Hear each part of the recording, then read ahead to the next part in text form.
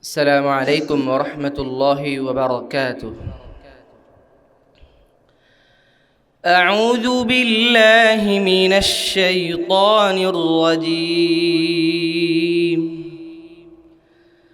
بسم الله الرحمن الرحيم.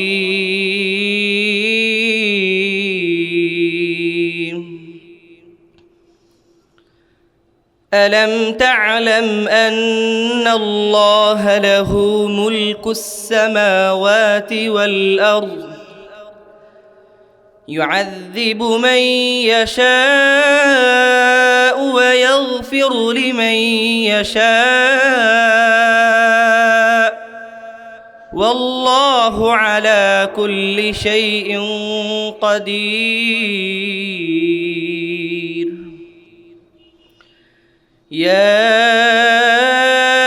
أيها الرسول لا يحزنك الذين يسارعون في الكفر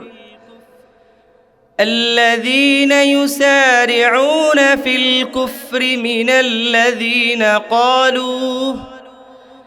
الذين قالوا آمنا بأفواههم ولم تؤمن قلوبهم ومن الذين هادوا سماعون للكذب سماعون لقوم آخرين لم يأتوك يحرفون الكلم من بعد مواضعه يقولون إن أوتيتم هذا فخذوه وإن لم تؤتوه فاحذروا ومن يرد الله فتنته فلن تملك له من الله شيئا أولئك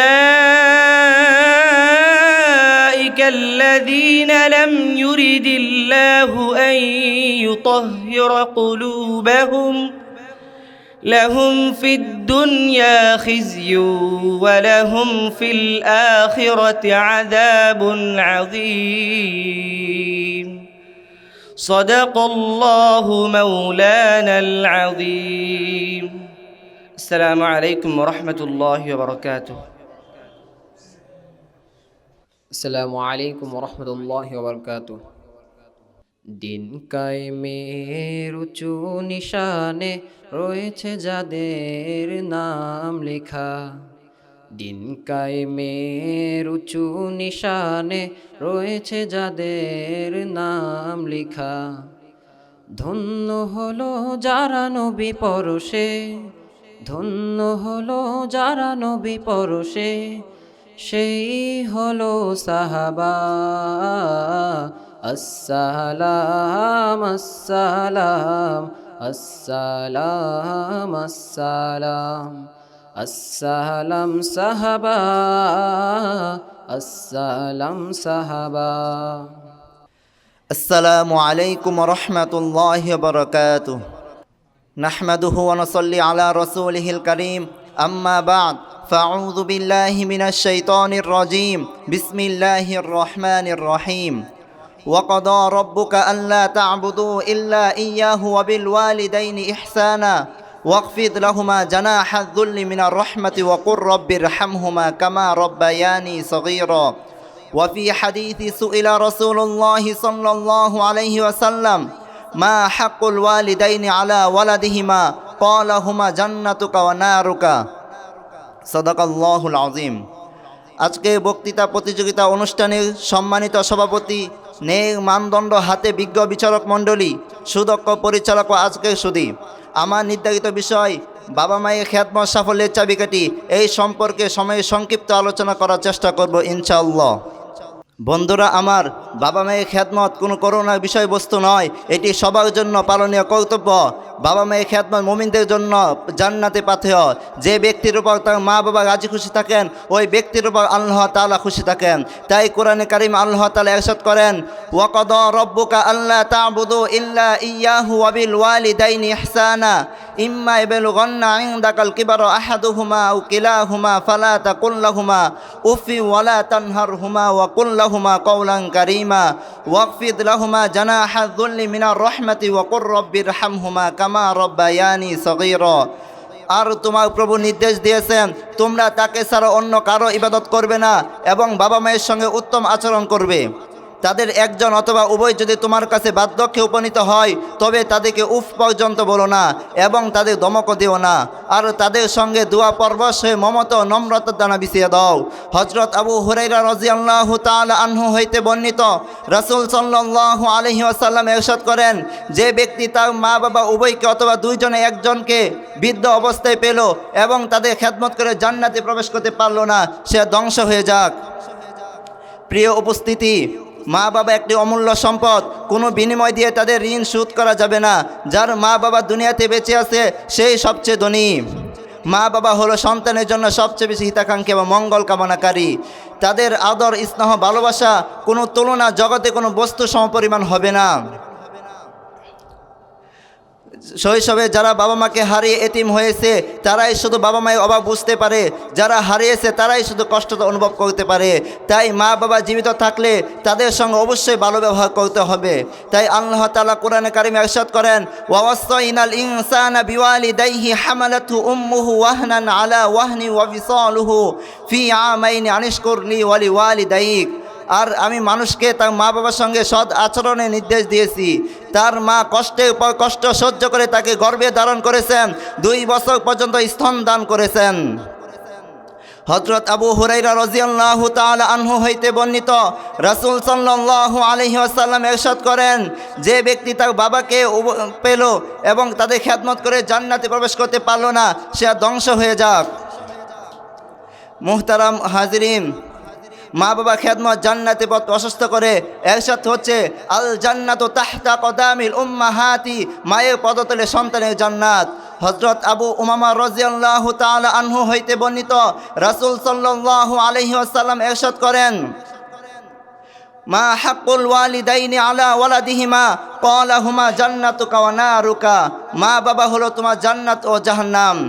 প্রিয় সুধী, মা বাবার সঙ্গে ভালো আচরণ করা, সালাম বিনিময় করা, শারীরিক অবস্থা খোঁজ খবর নেওয়া, অসুস্থ হলে ডাক্তারের কাছে নিয়ে যাওয়া, ভালো পুষ্টিকর খাবার পরিবেশন করা, অসুস্থ হলে ডাক্তারের কাছে নিয়ে যাওয়া, পুষ্টিকর খাবার পরিবেশন করা এবং তাদের ভালো কাপড় পরিধান করানো এবং তাদের বিছানাপত্র পরিষ্কার পরিচ্ছন্ন রাখা নেক আমলের অন্তর্ভুক্ত।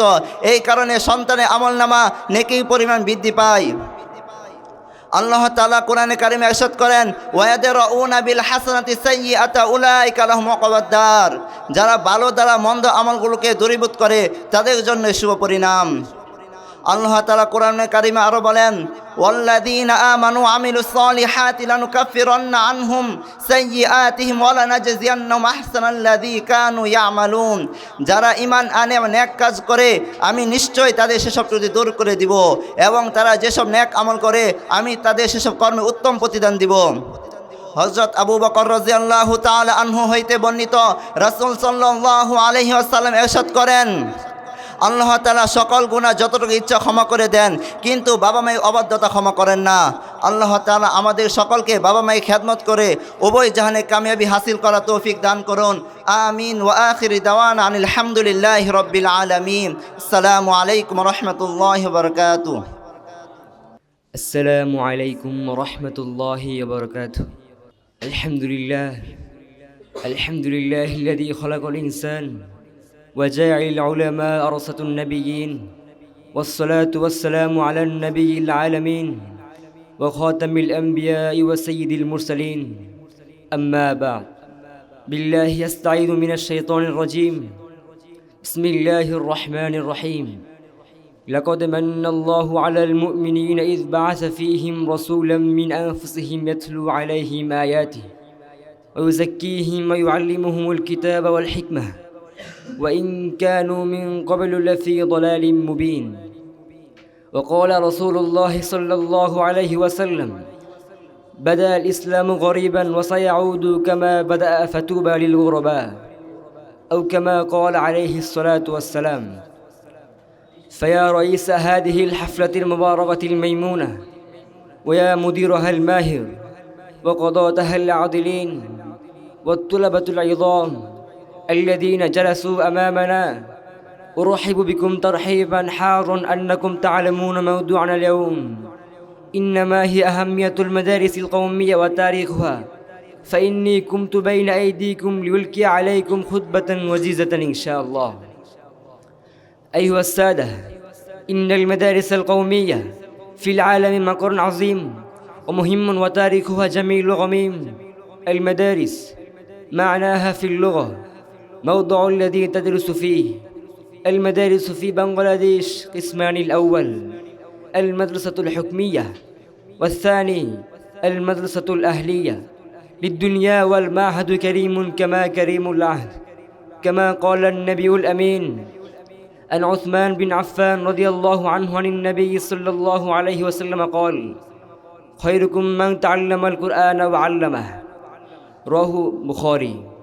عن عبد الله بن عمرو بن العاص أن النبي صلى الله عليه وسلم قال: يقول لصاحب القرآن: اقرأ وارتق ورتل كما كنت ترتل في الدنيا، فإن منزلتك عند آخر آية تقرأها. أيها المسلمون الكرام، إن المدارس القومية ليست باسم فقط، بل هو مركز تعليم والتعلم التربية والتذكية والثقافة الإسلامية منذ أيام طويلة. وإنكم تعلمون أول المدرسة من المدارس اسمها دار العلوم الدوبند التي مزدهم في الهند، وهي أم المدارس ورأس المدارس، هي شريفة وكريمة ومجيدة. ضيوفنا الكرام، لولا المدارس القومية لاشتغل الناس في الشرك والبدع. لولا المدارس القومية لا يجد الناس عالما في القرى وفي المدينة. لولا المدارس القومية لا تسير السلسلة من الله إلى الآن. أيها الأحباب، دار العلوم دوبند هي روح للمدارس القومية، قد قامت تحت ظل شجرة من الرمان، الآن لهما بناء كبير، ليس هذا نعمة الله تعالى بغيره. يا أهل الكرام، إله الأولين والآخرين قال: وقل رب زدني علما. وقال تعالى: قل هل يستوي الذين يعلمون والذين لا يعلمون. وقال تعالى: يرفع الله الذين آمنوا منكم والذين أوتوا العلم درجات. وقال تعالى: إنما يخشى الله من عباده العلماء. وقال تعالى: إنما العلم عند الله. أيها المشاهدون الكرام، تاريخ المدارس القومية جميل غميم. المشاهد، انظروا إلى قصة الدوبند. ليلا نام قاسم ننطي رحمه الله، فحضر رسول الله صلى الله عليه وسلم في منامه، وأراه مكانا على الذي خطه ورسمه بيده: هذا حد المعهد، احفظوا ما أعطيتك. ثم جاء الصباح، ثم قاسم ننطي رحمه الله ذهب إلى المكان الذي أراه في منامه، ونظر بعد جاء هنالك رسم على المكان كما نظر في منامه من رسول الله صلى الله عليه وسلم. ثم قام فيه لتعلم العلم مدرسا، وغشي محمود رحمه الله لتعلم العلم دارسا. بارك الله في علمها وتعليم وتعلم. هكذا كتب باحث فيه، هكذا وفى مباحث فيه، هكذا سار سلسلة المدارس القومية، حمدا لله وشكرا له. أيها المستمعون الكرام، فعلينا أن نحب المدارس القومية ونكرم المدرس والدارس، فأدعو الله أن يقيم المدارس القومية إلى الآخرة وينصرها ما دام قائما، فقولوا جميعا آمين. السلام عليكم ورحمة الله وبركاته. السلام عليكم ورحمة الله وبركاته. الحمد لله رب العالمين الذي جعل العلماء رحمة للعالمين، ورفع منازلهم في مراتب المصلحين، واصطفاهم ورثة للأنبياء والمرسلين، وأضاء بهم درب المهتدين، واستخلفهم في مقام النبيين لإقامة الدين. والصلاة والسلام على سيد الأنبياء وعلى آله وأصحابه الطيبين الطاهرين، وما تبعهم بإحسان إلى يوم الدين. أما بعد، فأعوذ بالله من الشيطان الرجيم. بسم الله الرحمن الرحيم. من يرفع الله الذين آمنوا منكم والذين أوتوا العلم درجات وقال تعالى في فرقانه الحميد إنما يخشى الله من عباده العلماء صدقت يا رب العالمين. وقال رسول الله صلى الله عليه وسلم إن العلماء ورثة الأنبياء لم يورثوا دينارا ولا درهما ورثوا العلم فمن أخذه أخذ بحظ وافر أو كما قال عليه الصلاة والسلام. التحيات مني إلى رئيس هذه الحفلة المباركة الميمونة وحاكمي الحازقة وطلبتي الأعزة، إنكم ستعلمون عن موضوع اليوم، ها هو ذا عن مفاخرة العلماء في خدمة الدين ومصلح الأمة وكشف الغمة. أيها الحاضرون الكرام، العلم الذي قسم بين أصحاب الصفة في غار هراء، واصبح مرور الزمان في أيدي العلماء الذين هم قادة الأمة وربانها، ومن الواضح كوضوح الشمس أن لهم درا حيا ومؤثرا في بناء الأمة وخدمة المجتمع ومصلح الأمم. يعلمون القرآن والسنة ويدعون للحق بالحكمة والمحبة، يصبرون في التعليم ويربون القلوب على التقوى والتربية والأخوة. أيها الحاضرون الكرام، التعليم الذي يعطيه العلاء للشعب وهو التعليم الحقيقي وهو أساس التعليم. هذه الحقيقة معروفة للجميع ومثبتة في التاريخ في البلاد الهندية. محترمون الهاذرون الكرام، إن فضل العلماء فضل عظيم لا يعرف قدره إلا من عرف نور العلم وذاق لذة الهدي وتربى رهاب القرآن والسنة. فإذا أردنا أن نلخص درو العلماء في كلمة واحدة فنقول إنهم الروح التي تنفخ في الأمة حياتها، وهم النور يبصر به الناس طريق الرشاد. فالعلماء هم الذين يعلمون الناس تلاوة القرآن تلاوة صحيحة، ويزكون الأنفس والتقوى، ويفتح أبواب الفهم لكتاب الله، ويغرسون في القلوب معاني القرآن والسنة وأسرار الحكمة، ويتبعون سلوكهم من هدي النبي صلى الله عليه وسلم في الحياة العملية. وبهذا النهج الرشيد يبنون الإنسان من أساسه، فيصلحون شأنه في الحياة الشخصية وفي علاقة الأسرية والمجتمعية والسياسية، ويمدون أثره إلى الساحة الدولية، فهم يصنعون للفضيلة والكمال وينتشلونه من مراتب البهيمية ليسكنونه في أعالي مقات الإنسانية والكرامة بسننهم. أيها الأحباء الكرام، منذ 1450 سنة تقريبا أعلن نبينا محمد صلى الله عليه وسلم أن العلماء هم ورثة الأنبياء، فقال إن العلماء ورثة الأنبياء.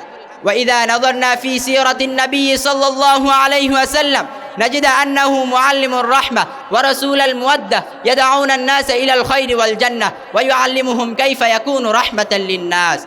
لقد ورث النبي صلى الله عليه وسلم هذا العلم وهذه الرحمة وهذه الرسالة العظيمة للعلماء ليكون من بعده مصابيح هدى ونبراس خير يهدون الناس من جميع الأنواع إلى طريق الرحمن والفتاح، ويبنون بالحكمة والمحبة ويصبرون في التعليم.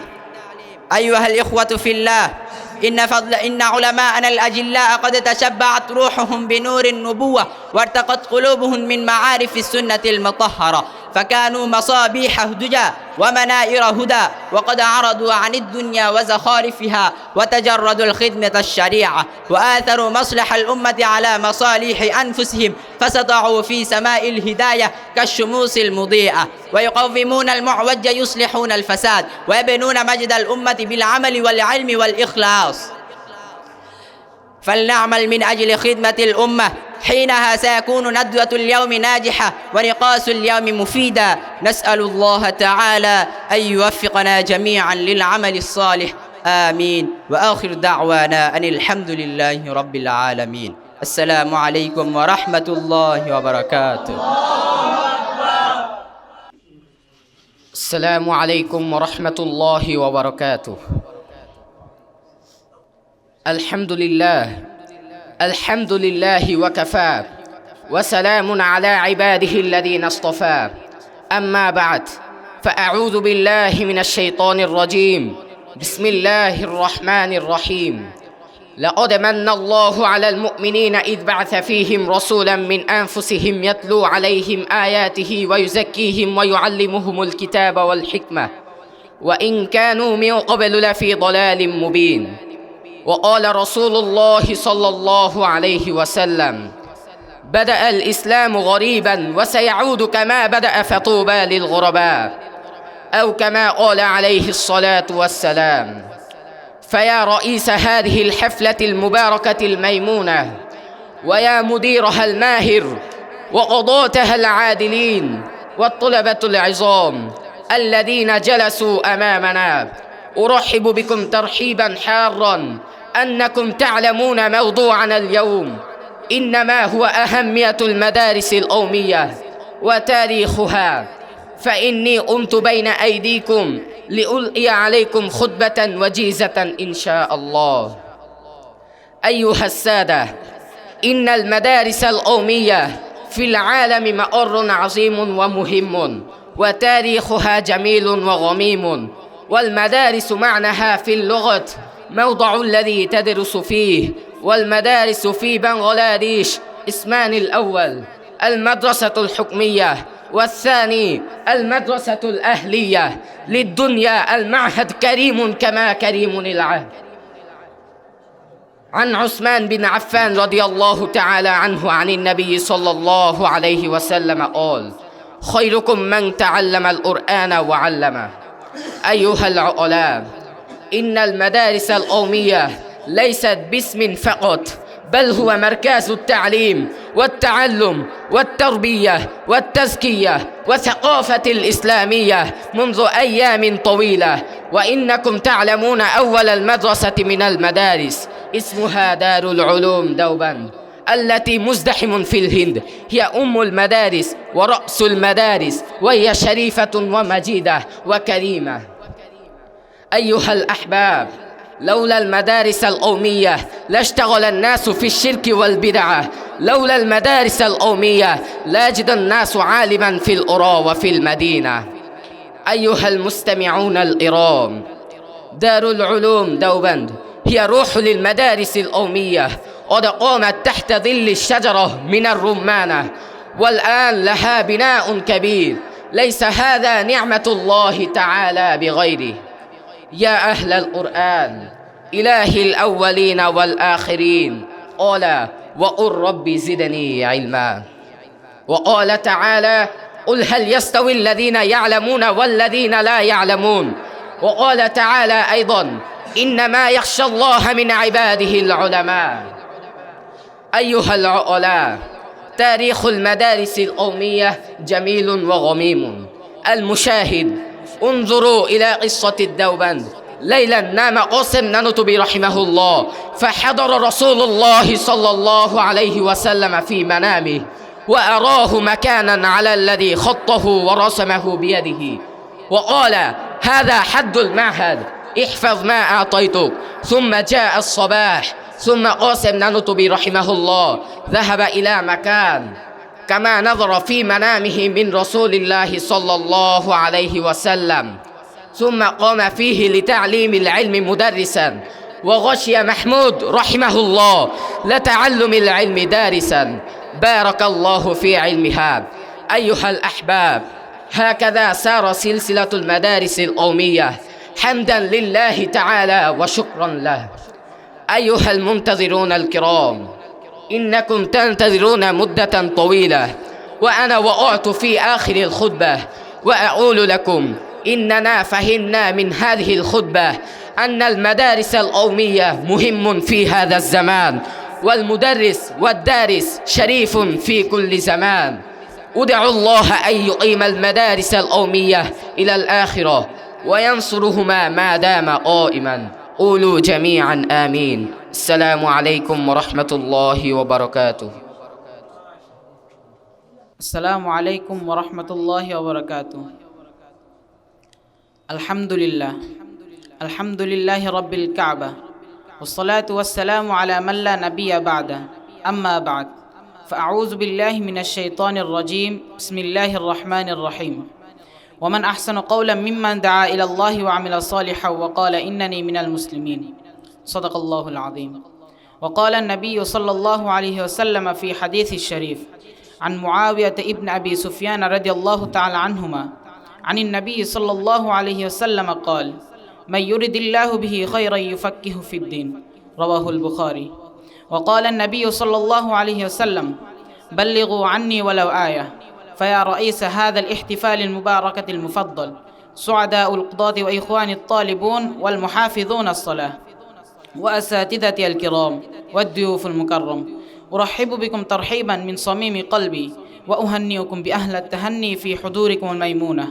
إني قمت بين أيديكم لإلقاء المحافظة حول الموضوع المعين والمهم، وهي أهمية التبليغ والدعوة في عصر الجاهلي والراهن. سأسعى أن ألقي أمامكم نبذا من الموضوع المعين بتوفيق الله تعالى. وأيها الإخوة المسلمون الكرام، ثبت أن هذا العمل أمر عظيم ومهم وخطير بآية القرآن. قال تعالى: ومن أحسن قولا ممن دعا إلى الله وعمل صالحا وقال إنني من المسلمين. من يعمل هذا العمل يجد ثوابا كثيرا وغزيرا ومنيرا وجزا كاملا. لولا التبليغ في الدنيا يكون الناس هلكا. قال النبي صلى الله عليه وسلم قال عن جبير ابن عبد الله قال: سمعت رسول الله صلى الله عليه وسلم يقول: ما من رجل يقول في قوم يعمل منهم بالمعاصي يقدرون على أن يغيروا ولا يغيرون إلا أصابهم الله بعقاب قبل أن يموتوا. رواه ابن ماجه وابن حبان والأصبحاني. وأيها المستمعون الكرام، نحن خير أمة من كل وهذا ثبت بالأحاديث والآية، كما قال تعالى: كنتم خير أمة أخرجت للناس تأمرون بالمعروف وتنهون عن المنكر وتؤمنون بالله. قال المفسرون عن هذه الآية: أمر الله لكل قوم بهذا العمل لنا، فلماذا يؤكد الله بالقول لنا؟ قال تعالى: ولتكن منكم أمة يدعون إلى الخير ويأمرون بالمعروف. وقال المفسرون الكرام عن هذه الآية: ليكن بيننا قوم يصلح الناس ودفع الحرب والذل وأنار الناس بنور القرآن. نزل القرآن لنا، صار هذا العمل العظيم الشريف لنا شيئا هيئا، والله يأمرنا بهذا العمل خاصة، فهل لا نطيع كلام الله وحكمه؟ أما تحلفنا في روح الدنيا؟ سأل الله لنا: ألست بربكم؟ قالوا: بلى وربنا. أهذا عهدنا؟ فاستمعوا. أن يخالف المعاهدة علامة المنافق. وأيها الضيوف الكرام، إن التبليغ دعوة لنا وإصلاحنا وتذكيتنا وتربيتنا وتثقيفنا وتأديبنا وتهذيبنا. وفقنا الله تعالى أن نعمل بما سمعنا على طريقة القرآن والسنة. اللهم رب ارحمهما كما ربياني صغيرا. السلام عليكم ورحمة الله وبركاته. الحمد لله نحمده ونستعينه ونستغفره ونعوذ بالله من شرور أنفسنا ومن سيئات أعمالنا. من يهده الله فلا مضل له ومن يضلله فلا هادي له. وأشهد أن لا إله إلا الله وحده لا شريك له وأشهد أن محمدا عبده ورسوله صلوات الله وسلامه عليه وعلى آله وأصحابه أجمعين. أما بعد، فأعوذ بالله من الشيطان الرجيم. بسم الله الرحمن الرحيم. إنك لعلى خلق عظيم. فيا رئيس هذه الحفلة الميمونة المكرم، ويا مديرها الماهر، وقضاتها العادلين، والطلبة العظام الذين جلسوا أمامنا، أرحب بكم ترحيبا حارا أنكم تعلمون موضوعنا اليوم إنما هو سيرة النبي صلى الله عليه وسلم. فإني قمت بين أيديكم لألقي عليكم خطبة وجيزة إن شاء الله. أيها الحاضرون الكرام، إن الحديث عن سيرة النبي صلى الله عليه وسلم هو حديث عن الرحمة، عن الصدق، عن الأمانة، عن العدل، عن الأخلاق العظيم، كما قال الله تعالى في الكتاب الحق: وما أرسلناك إلا رحمة للعالمين. أيها الحفل الكرام، ولد النبي صلى الله عليه وسلم في مكة المشرفة سنة الفيل، ونشأ فيها يتيما ولكنه صديقا أمينا. أحبه قومه لصدقه وأمانته فسموه العالمين. لما كان يجيء محمد صلى الله عليه وسلم ونظر قومه يقول: جاء أمين، جاء صادق، جاء محمد. أيها الضيوف الكرام، عندما بعث رسول الله صلى الله عليه وسلم في سنة الأربعين دعا الناس إلى يترك الأصنام وإلى التوحيد لله، فيحمل الأذى والضرب وغضب البشر لهذه، ولكنه لم يغضب أبدا على أحد فصبر وصبر حتى أتم الله به نعمته وأكمل الدين. إخوة في الله، كان النبي صلى الله عليه وسلم رحيما على اليتامى عطوفا، على الفقراء محسنا، على الخدم، كما قال الله تعالى: وما أرسلناك إلا رحمة للعالمين. وأنا أحدثكم الآن حديثا كي أنتم تعرفون أيها المستمعون الكرام كيف عادل هو. وقال خادم أنس رضي الله عنه: خدمت النبي صلى الله عليه وسلم 10 سنين، ولكن لم يقل أبدا لماذا فعلت هذا ولماذا لم تفعل هذا.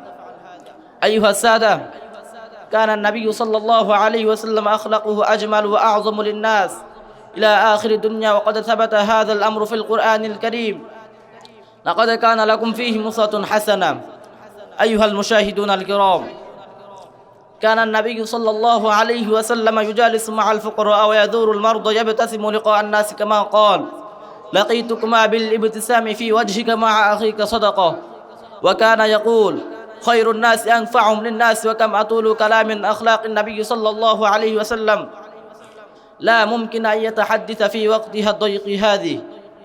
أيها الإخوة، لما اشتد أذى قريش للنبي صلى الله عليه وسلم ولأصحابه، أذن الله له بالهجرة من مكة إلى المدينة المنورة، فاستقبله الأنصار بقلوب المملوءة بالإيمان والمحبة، وقالوا: مرحبا بك يا رسول الله، حبا في ديارنا آمنا في قلوبنا. وبالهجرة بدأ دولة الإسلام الأولى، ودولة العدالة والإخاء والمساعدة بين الناس. أيها الإخوة، وأراد النبي صلى الله عليه وسلم أن ينشر الإسلام في العالم، فلذلك حضر النبي صلى الله عليه وسلم في المعارك دفع الباطل من الدنيا والإقامة الحق. لا طالب للملك أو الدنيا في بدر أو أحد أو الأحزاب. أظهر النبي صلى الله عليه وسلم شجاعة وصبرا عظيما، وكان يعلم أصحابه أن النصرة من عند الله لا بعدد ولا بعداد. وقال الله تعالى: أن ينصركم الله فلا غالب لكم. وقال الله تعالى: لقد جاءكم رسول من أنفسكم عزيز عليه ما عنتم حريص عليكم بالمؤمنين رؤوف رحيم. وآخر كلامي: اللهم صل وسلم على سيدنا محمد وعلى آله وأصحابه أجمعين. وفقنا الله تعالى أن نعمل بما سمعنا، آمين. السلام عليكم ورحمة الله وبركاته. السلام عليكم ورحمة الله وبركاته. نحمد الله رب العالمين، والصلاة والسلام على أشرف الأنبياء والمرسلين وخاتم النبيين سيدنا محمد صلى الله عليه وعلى آله وأصحابه أجمعين. أما بعد، فأعوذ بالله من الشيطان الرجيم. بسم الله الرحمن الرحيم. ومن يؤت الحكمة فقد أوتي خيرا كثيرا وما يذكر إلا أولو الألباب. وقال رسول الله صلى الله عليه وسلم: من يرد الله به خيرا يفقهه في الدين। মাদ্রাসাতুর রহিম গাজীপুরের উদ্যোগে পাগড়ি প্রদান উপলক্ষে এই বরকতময় আসরের সম্মানিত সভাপতি, আমার সামনে উপবিষ্ট শ্রদ্ধেয় ধর্মপ্রাণ মুসলিম ভাই ও প্রিয় বন্ধুগণ, আপনাদের সকলকে জানাই অন্তঃস্থল থেকে বিনম্র শ্রদ্ধা ও পাণ্ডাল অভিনন্দন। মুহতারাম হাজিরিন, মাদ্রাসা কর্তৃক আজকের নির্ধারিত বিষয় হচ্ছে ইলমে দ্বীনের গুরুত্ব ও ফজিলত। উক্ত বিষয়ে সময় সংক্ষিপ্ত পরিসরে কিঞ্চিত পরিমাণ আলোকপাত করার প্রয়াস চালাবো ইনশাআল্লাহ তাআলা। মুহতারাম ভাই বন্ধুগণ, ইলমে দ্বীনের গুরুত্ব অপরিসীম। ইলমে দ্বীন মানুষকে উভয় জাহানে শান্তি ও সুখের পথ দেখায়, পৌঁছিয়ে দেয় সফলতার সর্বোচ্চ শিখরে, পরিচালিত করে ন্যায় ও ইনসাফ এবং সঠিক পথে। তাই তো হুজুর সাল্লাল্লাহু আলাইহি ওয়াসাল্লাম ইরশাদ করেন: তলাবুল ইলমি ফারিদাতুন আলা কুল্লি মুসলিমিন। প্রত্যেক মুসলমানের উপর নিত্য প্রয়োজনীয় ইলম শিক্ষা করা ফরজ। দিনে জ্ঞান ও শরীয়তের বিধিবিধান সবার আগে আমাদেরকে অর্জন করতে হবে। এই ইলম অর্জন করা সবার ঊর্ধ্বে। ইলম হল আল্লাহ তাআলার বিশেষ গুণ। ইলমে দ্বীন ছাড়া মানুষ মূর্খ এবং ফসল সমতুল্য। ইলম হল আল্লাহ তাআলার অশেষ নিয়ামত। ইলম হল আলোর প্রদীপ, যা মানুষকে মূর্খতা, বিরাজাল এবং অন্ধকার থেকে বের করে হিদায়াতের পথে নিয়ে যায়। এ সম্পর্কে আল্লাহ তাআলা পবিত্র কোরআনে ইরশাদ করেন, কুল হাল ইয়াস্তাবিল্লাযীনা ইয়ালামুনা ওয়াল্লাযীনা লা ইয়ালামুন, যে জানে আর যে জানে না তারা উভয় কখনো সমান হতে পারে না। প্রিয় উপস্থিতি, ইলমে দ্বীনের গুরুত্ব শুধু এটুকু নয়, বরং ইলমের মর্যাদা যুগে যুগে অম্লান, চির উজ্জ্বল। এর প্রমাণ রেখে গেছেন সাহাবা আজমাইন। তারা অঢেল সম্পদ ও ক্ষমতার গৌরব এবং দুনিয়ার বাহাদুরি ও বিলাসবহুল বাড়িগাড়ি সব কিছু ত্যাগ করে নিজের জীবনকে উৎসর্গ করে দিয়েছে ইলম অর্জন ও তার খেদমতে। আজ 1400 বছর পরও তাদের গুরুত্ব ও মর্যাদাতে আমাদের জন্য আবশ্যক কর্তব্য। সাহাবায়ে কেরাম ইলমকে প্রাধান্য দিন সবার আগে। এজন্য হযরত আলী রাদিয়াল্লাহু তাআলা আনহু বলেন, রদিনা কিসমাতাল জব্বার ফিনা লানা ইলমু ওয়ালিল আ'দা ইমাল ফাইন্নাল মালা ইয়াফনা আন করিবা ওয়া ইন্নাল ইলমা ইয়াবকা লা ইয়াজালু। আমরা আল্লাহ তাআলার বন্টনে সন্তুষ্ট, কেননা আমাদের জন্য রয়েছে ইলম আর তাদের জন্য রয়েছে ধন সম্পদ। আর ধন সম্পদ অচিরে শেষ হয়ে যায়, কিন্তু ইলমের মর্যাদা বাকি থাকে। প্রিয় উপস্থিতি, সঠিক ইলমে দ্বীন কায়েমে থাকলে সে কখনো ভ্রষ্ট হবে না, অন্যায় বিচার করতে পারে না। ইলমহীন মানুষ অনেক সময় অসৎ পথে হাঁটতে থাকে, ন্যায় অন্যের মাঝে কোনো পার্থক্য করতে পারে না। প্রিয় উপস্থিতি, একজন আলেম সবার ঊর্ধ্বে। এ সম্পর্কে নবী করিম সাল্লাল্লাহু আলাইহি ওয়াসাল্লাম বলেন, ফাদলুল আলিমি আলাল আবিদি কাফাদলি আলা আদনাকুম, তোমাদের মধ্যে সর্বোত্তম ব্যক্তি যিনি কোরআনময় শিক্ষা করে। প্রিয় উপস্থিতি, ইলম হলো আল্লাহ তাআলা বিশেষ গুণ, যাকে ইলম দেওয়া হয়েছে তাকে সর্বোত্তম নিয়ামত দান করা হয়েছে। এ সম্পর্কে কোরআনে কারিমে ইরশাদ হচ্ছে, ওয়ামান ইউতাল হিকমাতা ফাকাদ উতিয়া খায়রান কাসীরা ওয়ামা ইয়াযাক্কারু ইল্লা উলুল আলবাব, যাকে দ্বীনের ইলম দেওয়া হয়েছে তার বিপুল পরিমাণে কল্যাণ লাভ হয়েছে। আর ইরশাদ হচ্ছে, মান ইউরিদিল্লাহু বিহি খায়রান ফাক্কিহু ফিদ্দীন, আল্লাহ তাআলা যার কল্যাণ চান তাকে দ্বীনের জ্ঞান দান করেন। প্রিয় উপস্থিতি, ইলমে দ্বীনের ফজিলতের ক্ষেত্রে কোরআন হাদিস শরীফে ইরশাদ হচ্ছে, মান সালাকা তরিকান ইয়াতলুবু ফিহি ইলমা সালাকাল্লাহু বিহি তরিকাম মিন তুলুকিল জান্নাহ, যে ব্যক্তি ইলম অন্বেষণের রাস্তায় চলল আল্লাহ তাআলা এর বিনিময়ে জান্নাতে প্রবেশ করাবেন।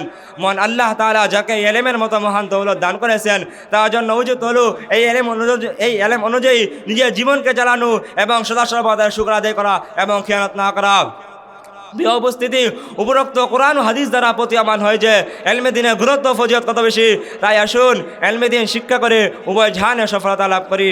আল্লাহ তাআলা আমাদের সকলকে তৌফিক দান করুন, আমিন। ওয়া আখিরু দাওয়ানা আলহামদুলিল্লাহি রাব্বিল আলামিন।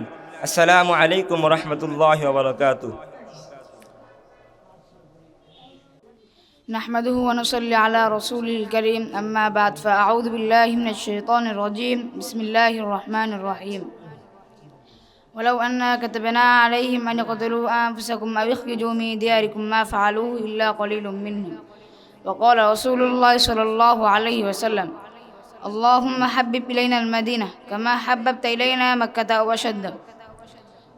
আজকের বক্তৃতা অনুষ্ঠানের সম্মানিত সভাপতি, বিজ্ঞ বিচারক মণ্ডলী, সুদক্ষ পরিচালক ও আজকের সুধী সবাইকে আন্তরিক অভিনন্দন ও মোবারকবাদ।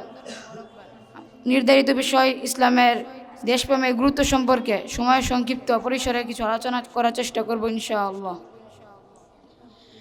সুস্থ প্রকৃতির লোকদের কাছে স্বদেশপ্রেম অনেক মূল্যবান বিষয়। যেখানে তারা জন্ম নিয়েছে, স্বদেশের মাটিতে জীবন কাটিয়েছে, আল্লাহর দেয়া দেশের সম্পদ ভান্ডার থেকে হাত জুগিয়েছে, একই সঙ্গে পার্থিব ও ধর্মীয় স্বার্থ রক্ষার অধিকার এবং কর্তব্যের সীমারেখা এই সত্যটাকে পরিবেষ্টিত করে দিয়েছে। মানুষের মাতৃভূমি ভালোবাসা মানুষের আত্মভাবের সঙ্গে যুক্ত। পবিত্র কোরআনের বর্ণনায় বিষয়টি সুস্পষ্টভাবে বাতিয়মান হয়েছে। পবিত্র কোরআনে কারীম ইরশাদ হয়েছে, ওয়ালাউ আন্না কাতাবনা আলাইহিম আন ইয়াকতুলু আনফুসাকুম আও ইখরিজু মিন দিয়ারিকুম মা ফাআলুহু ইল্লা কলিলুম মিনহুম, যদি আমি তাদের উপর ফরজ করে দিলাম যে তোমরা নিজেদের হত্যা করো অথবা আপনকে হত্যা করো, তবে তাদের অল্প সংখ্যকই এটা করতো। প্রিয় উপস্থিতি, মুসা আলাইহি ওয়াসাল্লামের সপরিবার স্বদেশ প্রত্যাবর্তনের ঘটনা পরিসঙ্গে ইবনুল আরবি রহমতুল্লাহ আলাইহি বলেন, স্বদেশ প্রত্যাবর্তন করতে গিয়ে গিরে গোয়া ডিঙ্গাতে হয়, বিপদ ও ঝুঁকি মারাতে হয়, আবেগ ও অনুভূতি নাজুক হয়ে পড়ে। রাসূল সাল্লাল্লাহু আলাইহি ওয়াসাল্লাম মাতৃভূমি ভালোবাসার প্রেক্ষাপটে নবী করিম সাল্লাল্লাহু আলাইহি ওয়াসাল্লাম ইরশাদ করেন, পবিত্র মক্কা নগরীকে সম্বোধন করে বললেন, কতই না সুন্দরতম দেশ তুমি, আমার কাছে কত প্রিয় তুমি। তোমার সম্পদে লোকরা আমাকে বের করে না দিলে আমি তোমাকে রেখে অন্য কোথাও বসবাস করতাম না। আল্লাহ তাআলা যখন নবীর জন্য মদিনায় হিজরতের বিষয়টি স্থির করলেন আর তিনি মদিনার মাটিতে জীবন কাটাতে লাগলেন, তার রিসালাতের পর সে মদিনা আলোকিত উঠল, তখন তিনি মদিনাকে নিজের বসবাসের দেশ ব্যক্ত করে তিনি বললেন, আল্লাহুম্মা হাবিব ইলাইনাল মাদিনা কামা হাব্বাবতা ইলাইনা মাক্কাতা ওয়া শাদ্দা, হে আল্লাহ, মদিনাকে আমার মাঝে মক্কার মতো বা তার চেয়ে বেশি প্রিয় বানিয়ে দেন। বন্ধুরা, নবী রাসূলের পর আল্লাহর সৃষ্টির সবচেয়ে শ্রেষ্ঠ দল সাহাবায়ে কেরাম। তাদের মক্কা থেকে মদিনায় হিজরতের বর্ণনা দিতে গিয়ে আল্লাহ তাআলা ইরশাদ করেন লিল ফুকারাইল মুহাজিরিন আল্লাযীনা উখরিজু মিন দিয়ারিহিম ওয়া আমওয়ালিহিম ইয়াবতাগুনা ফাদলাম মিনাল্লাহি ওয়া রিদওয়ানাহু ওয়া ইয়ানসুরুনাল্লাহা ওয়া রাসূলাহু উলাইকা হুমুস সাদিকুন।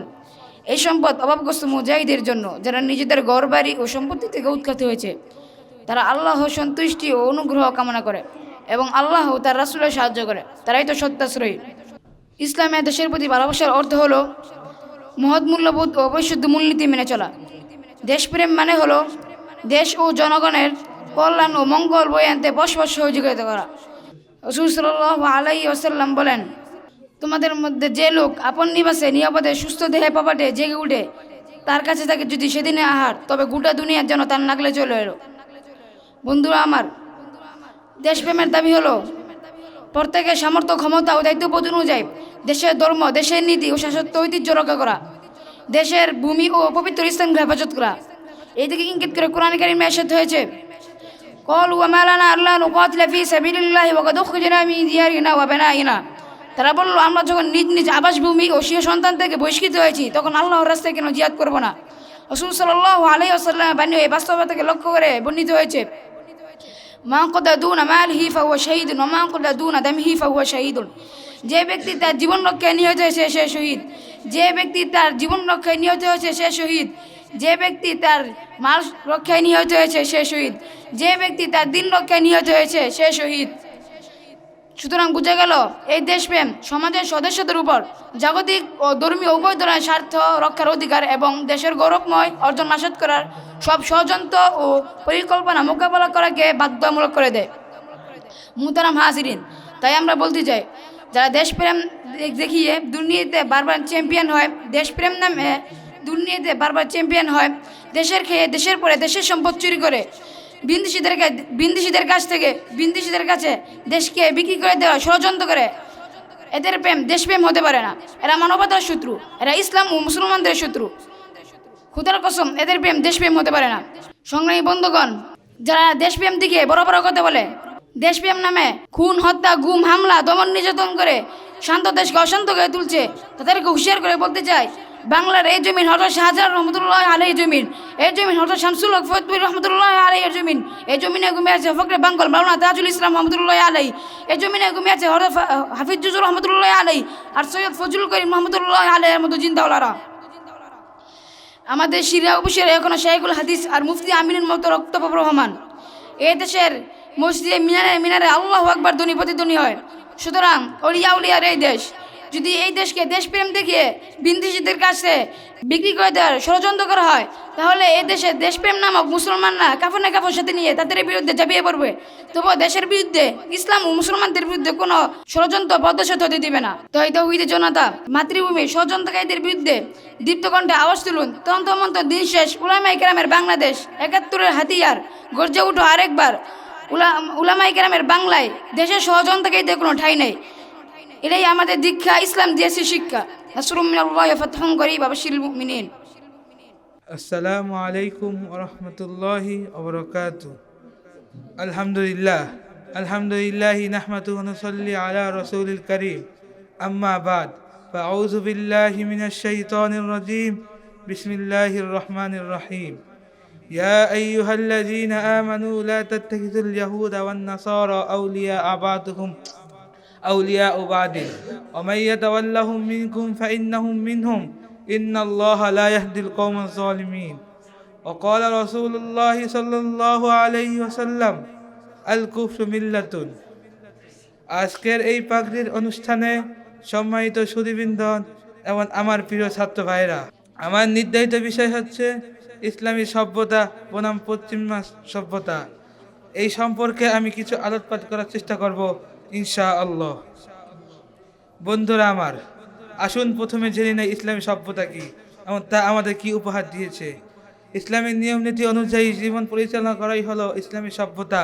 যখন সারা দুনিয়া জুড়ে ছিল অন্যায়, অবিচার, জুলুম, নির্যাতন, সামান্য বিষয় নিয়ে খুনাখানি, হানাহানি, মারামারি লেগে থাকতো, তাদের পৃথিবীতে ইসলামী সভ্যতা বলে কোনো কিছু ছিল না, আর সমাজে কোনো ধারণা ছিল না। খুন, হত্যা, জিনা, অবিচার ছিল তাদের অভ্যাস।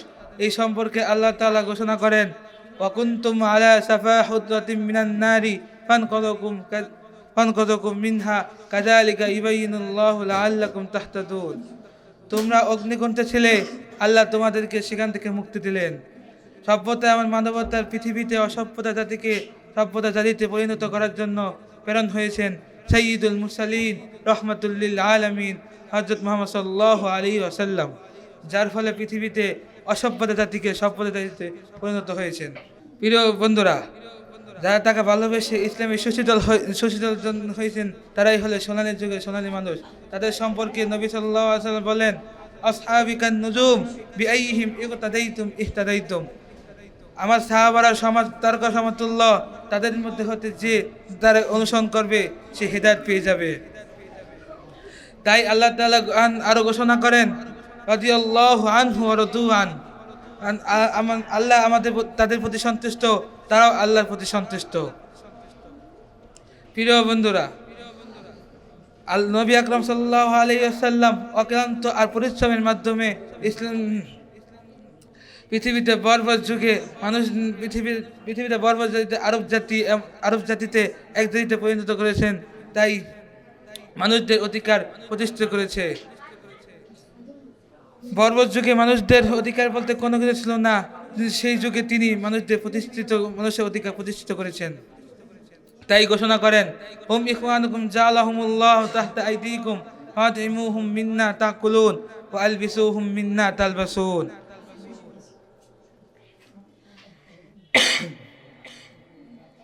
সাদা আর কালোর মধ্যে পার্থক্য দূর করে তিনি ঘোষণা করেন, লা ফাদলা লি আরবিন আলাল আযম ওয়ালা লি আযমিন আলাল আরব।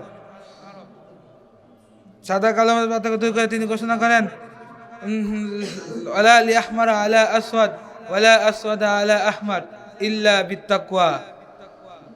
কালো বর্ণের লোকদের উপর লাল বর্ণের কোনো প্রাধান্য নয়, একমাত্র তাকওয়াই হলো পার্থক্যের মাধ্যম। সাদা আরব এবং অনারবদের মধ্যে পার্থক্য দূর করে তিনি ঘোষণা করেন, ওয়ালা লি আহমারা আলা আসওয়াদ লা ফাদলা লি আরবিন আলাল আযম ওয়ালা লি আযমিন আলাল আরব। আরবদের লোকদের উপর অনারবদের লোকদের উপর আরবদের কোনো পার্থক্য নেই। ধনী আর গরিবদের মধ্যে পার্থক্য দূর করে তিনি ঘোষণা করেন, তিনি ঘোষণা করে নবী সাল্লাল্লাহু আলাইহি ওয়াসাল্লাম এক কাতার নামাজ পড়ার শিক্ষা দিলেন। বন্ধুরা আমার, ইসলামের সভ্যতা হলো সমাজের চুরি ডাকাতি ছিনতাই হত্যায় চাঁদাবাজি টেন্টালবাজি হাইজেক ছিনতাই সবই নিষিদ্ধ। বন্ধুরা, আজকে পশ্চিম সভ্যতা বিষাক্ত ছোঁয়ায় আমাদের মন মস্তিষ্ক ধুলাই করছে। তাই আমরা নামেই মাত্র মুসলমান, কাবে সব পাক্কা ইহুদি খ্রিস্টান। সুতরাং শান্তির পথে চলতে হলে ইসলামী সভ্যতাকে মনের পেহানে গ্রহণ করতে হবে, অর্থাৎ পশ্চিম সভ্যতাকে অনুসরণ করলে কখনো শান্তির পথ চলা যাবে না। তাই আল্লাহ তাআলা আমাদেরকে ইসলামী সভ্যতা মনের পেহানে গ্রহণ করার তৌফিক দান করুক। ওয়া আখির দাওয়ানা আলহামদুলিল্লাহি রাব্বিল আলামিন। আসসালামু আলাইকুম ওয়া রাহমাতুল্লাহি ওয়া বারাকাতুহু।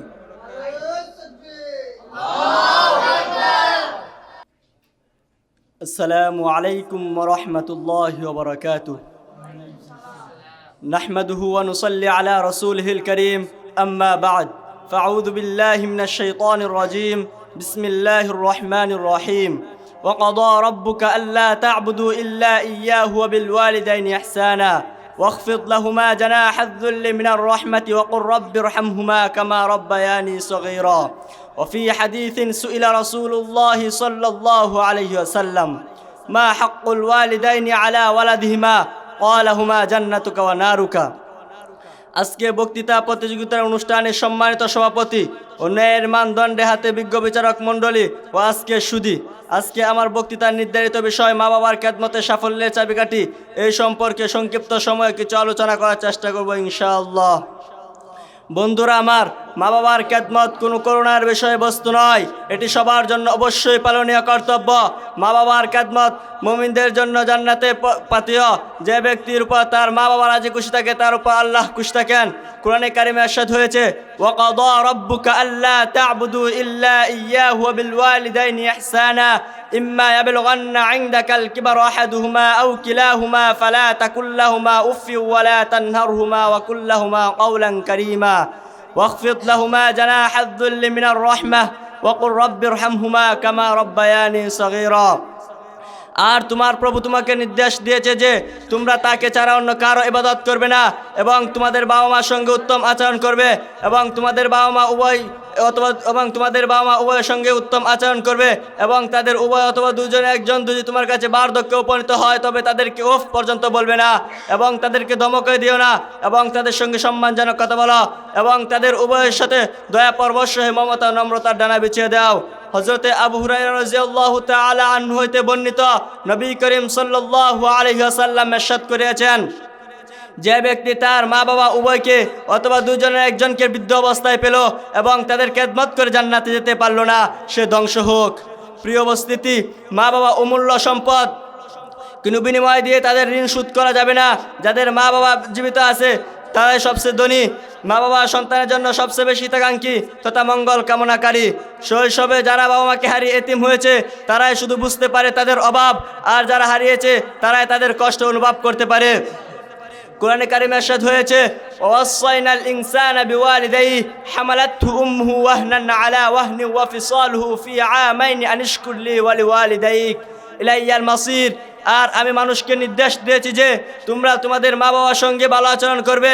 আর তার মা কষ্টের পর কষ্ট সহ্য করে গর্ভধারণ করেছে এবং 2 বছর পর্যন্ত স্তন্যদান করেছে। হযরতে আবু হুরায়রা রাদিয়াল্লাহু তাআলা আনহু হতে বর্ণিত নবী করিম সাল্লাল্লাহু আলাইহি ওয়াসাল্লাম ইরশাদ করেছেন, তোমরা তোমাদের বাবা থেকে মুখ ফিরিয়ে নিও না। যে ব্যক্তি তার আপন বাবা থেকে মুখ ফিরিয়ে নিল সে যেন কুফরি করল। প্রিয় উপস্থিতি, মায়ের পদতলে সন্তানের জান্নাত। হাদিস শরীফে ইরশাদ হয়েছে, আল জান্নাতু তাহতা কদামিল উম্মাহাত, মায়ের পদতলে সন্তানের জান্নাত। হযরতে আবু উমামা রাদিয়াল্লাহু তাআলা আনহু হতে বর্ণিত নবী করিম সাল্লাল্লাহু আলাইহি ওয়াসাল্লাম ইরশাদ করেছেন, মা হাক্কুল ওয়ালিদাইনি আলা ওয়ালাদিহিমা ক্বালা হুমা জান্নাতুকা ওয়া নারুকা। মা বাবা হলো সন্তানের জন্য জান্নাত ও জাহান্নাম। প্রিয় সুধী, মা বাবা সন্তানের জন্য মা বাবার সঙ্গে ভালো আচরণ করা, তার সাথে সালাম বিনিময় করা, অসুস্থ হলে ডাক্তারের কাছে নিয়ে যাওয়া, তাদের শারীরিক খোঁজখবর নেওয়া, ভালো জামা কাপড় পরিধান করানো, তাদের বিছনাপত্র পরিষ্কার রাখা সন্তানের নেক আমলের অন্তর্ভুক্ত। এই কারণে সন্তানের নেকের পরিমাণ বৃদ্ধি পায়। ভালো কর্মগুলো মন্দ কর্মগুলোকে ধুয়ে মুছে সাফ করিয়ে দেয়।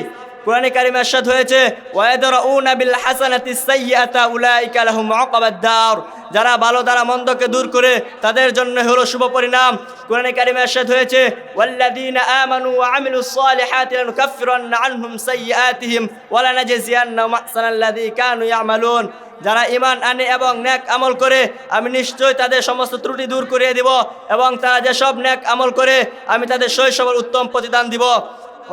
হাদিস শরীফে ইরশাদ হয়েছে, হযরত আবু বকর রাদিয়াল্লাহু তাআলা আনহু হতে বর্ণিত নবী করিম সাল্লাল্লাহু আলাইহি ওয়াসাল্লাম ইরশাদ করেছেন, আল্লাহ তাআলা সব গুনাহ যতটুকু ইচ্ছা ক্ষমা করেন, মা বাবার সঙ্গে অবাধ্যতার গুনাহ ক্ষমা করেন না।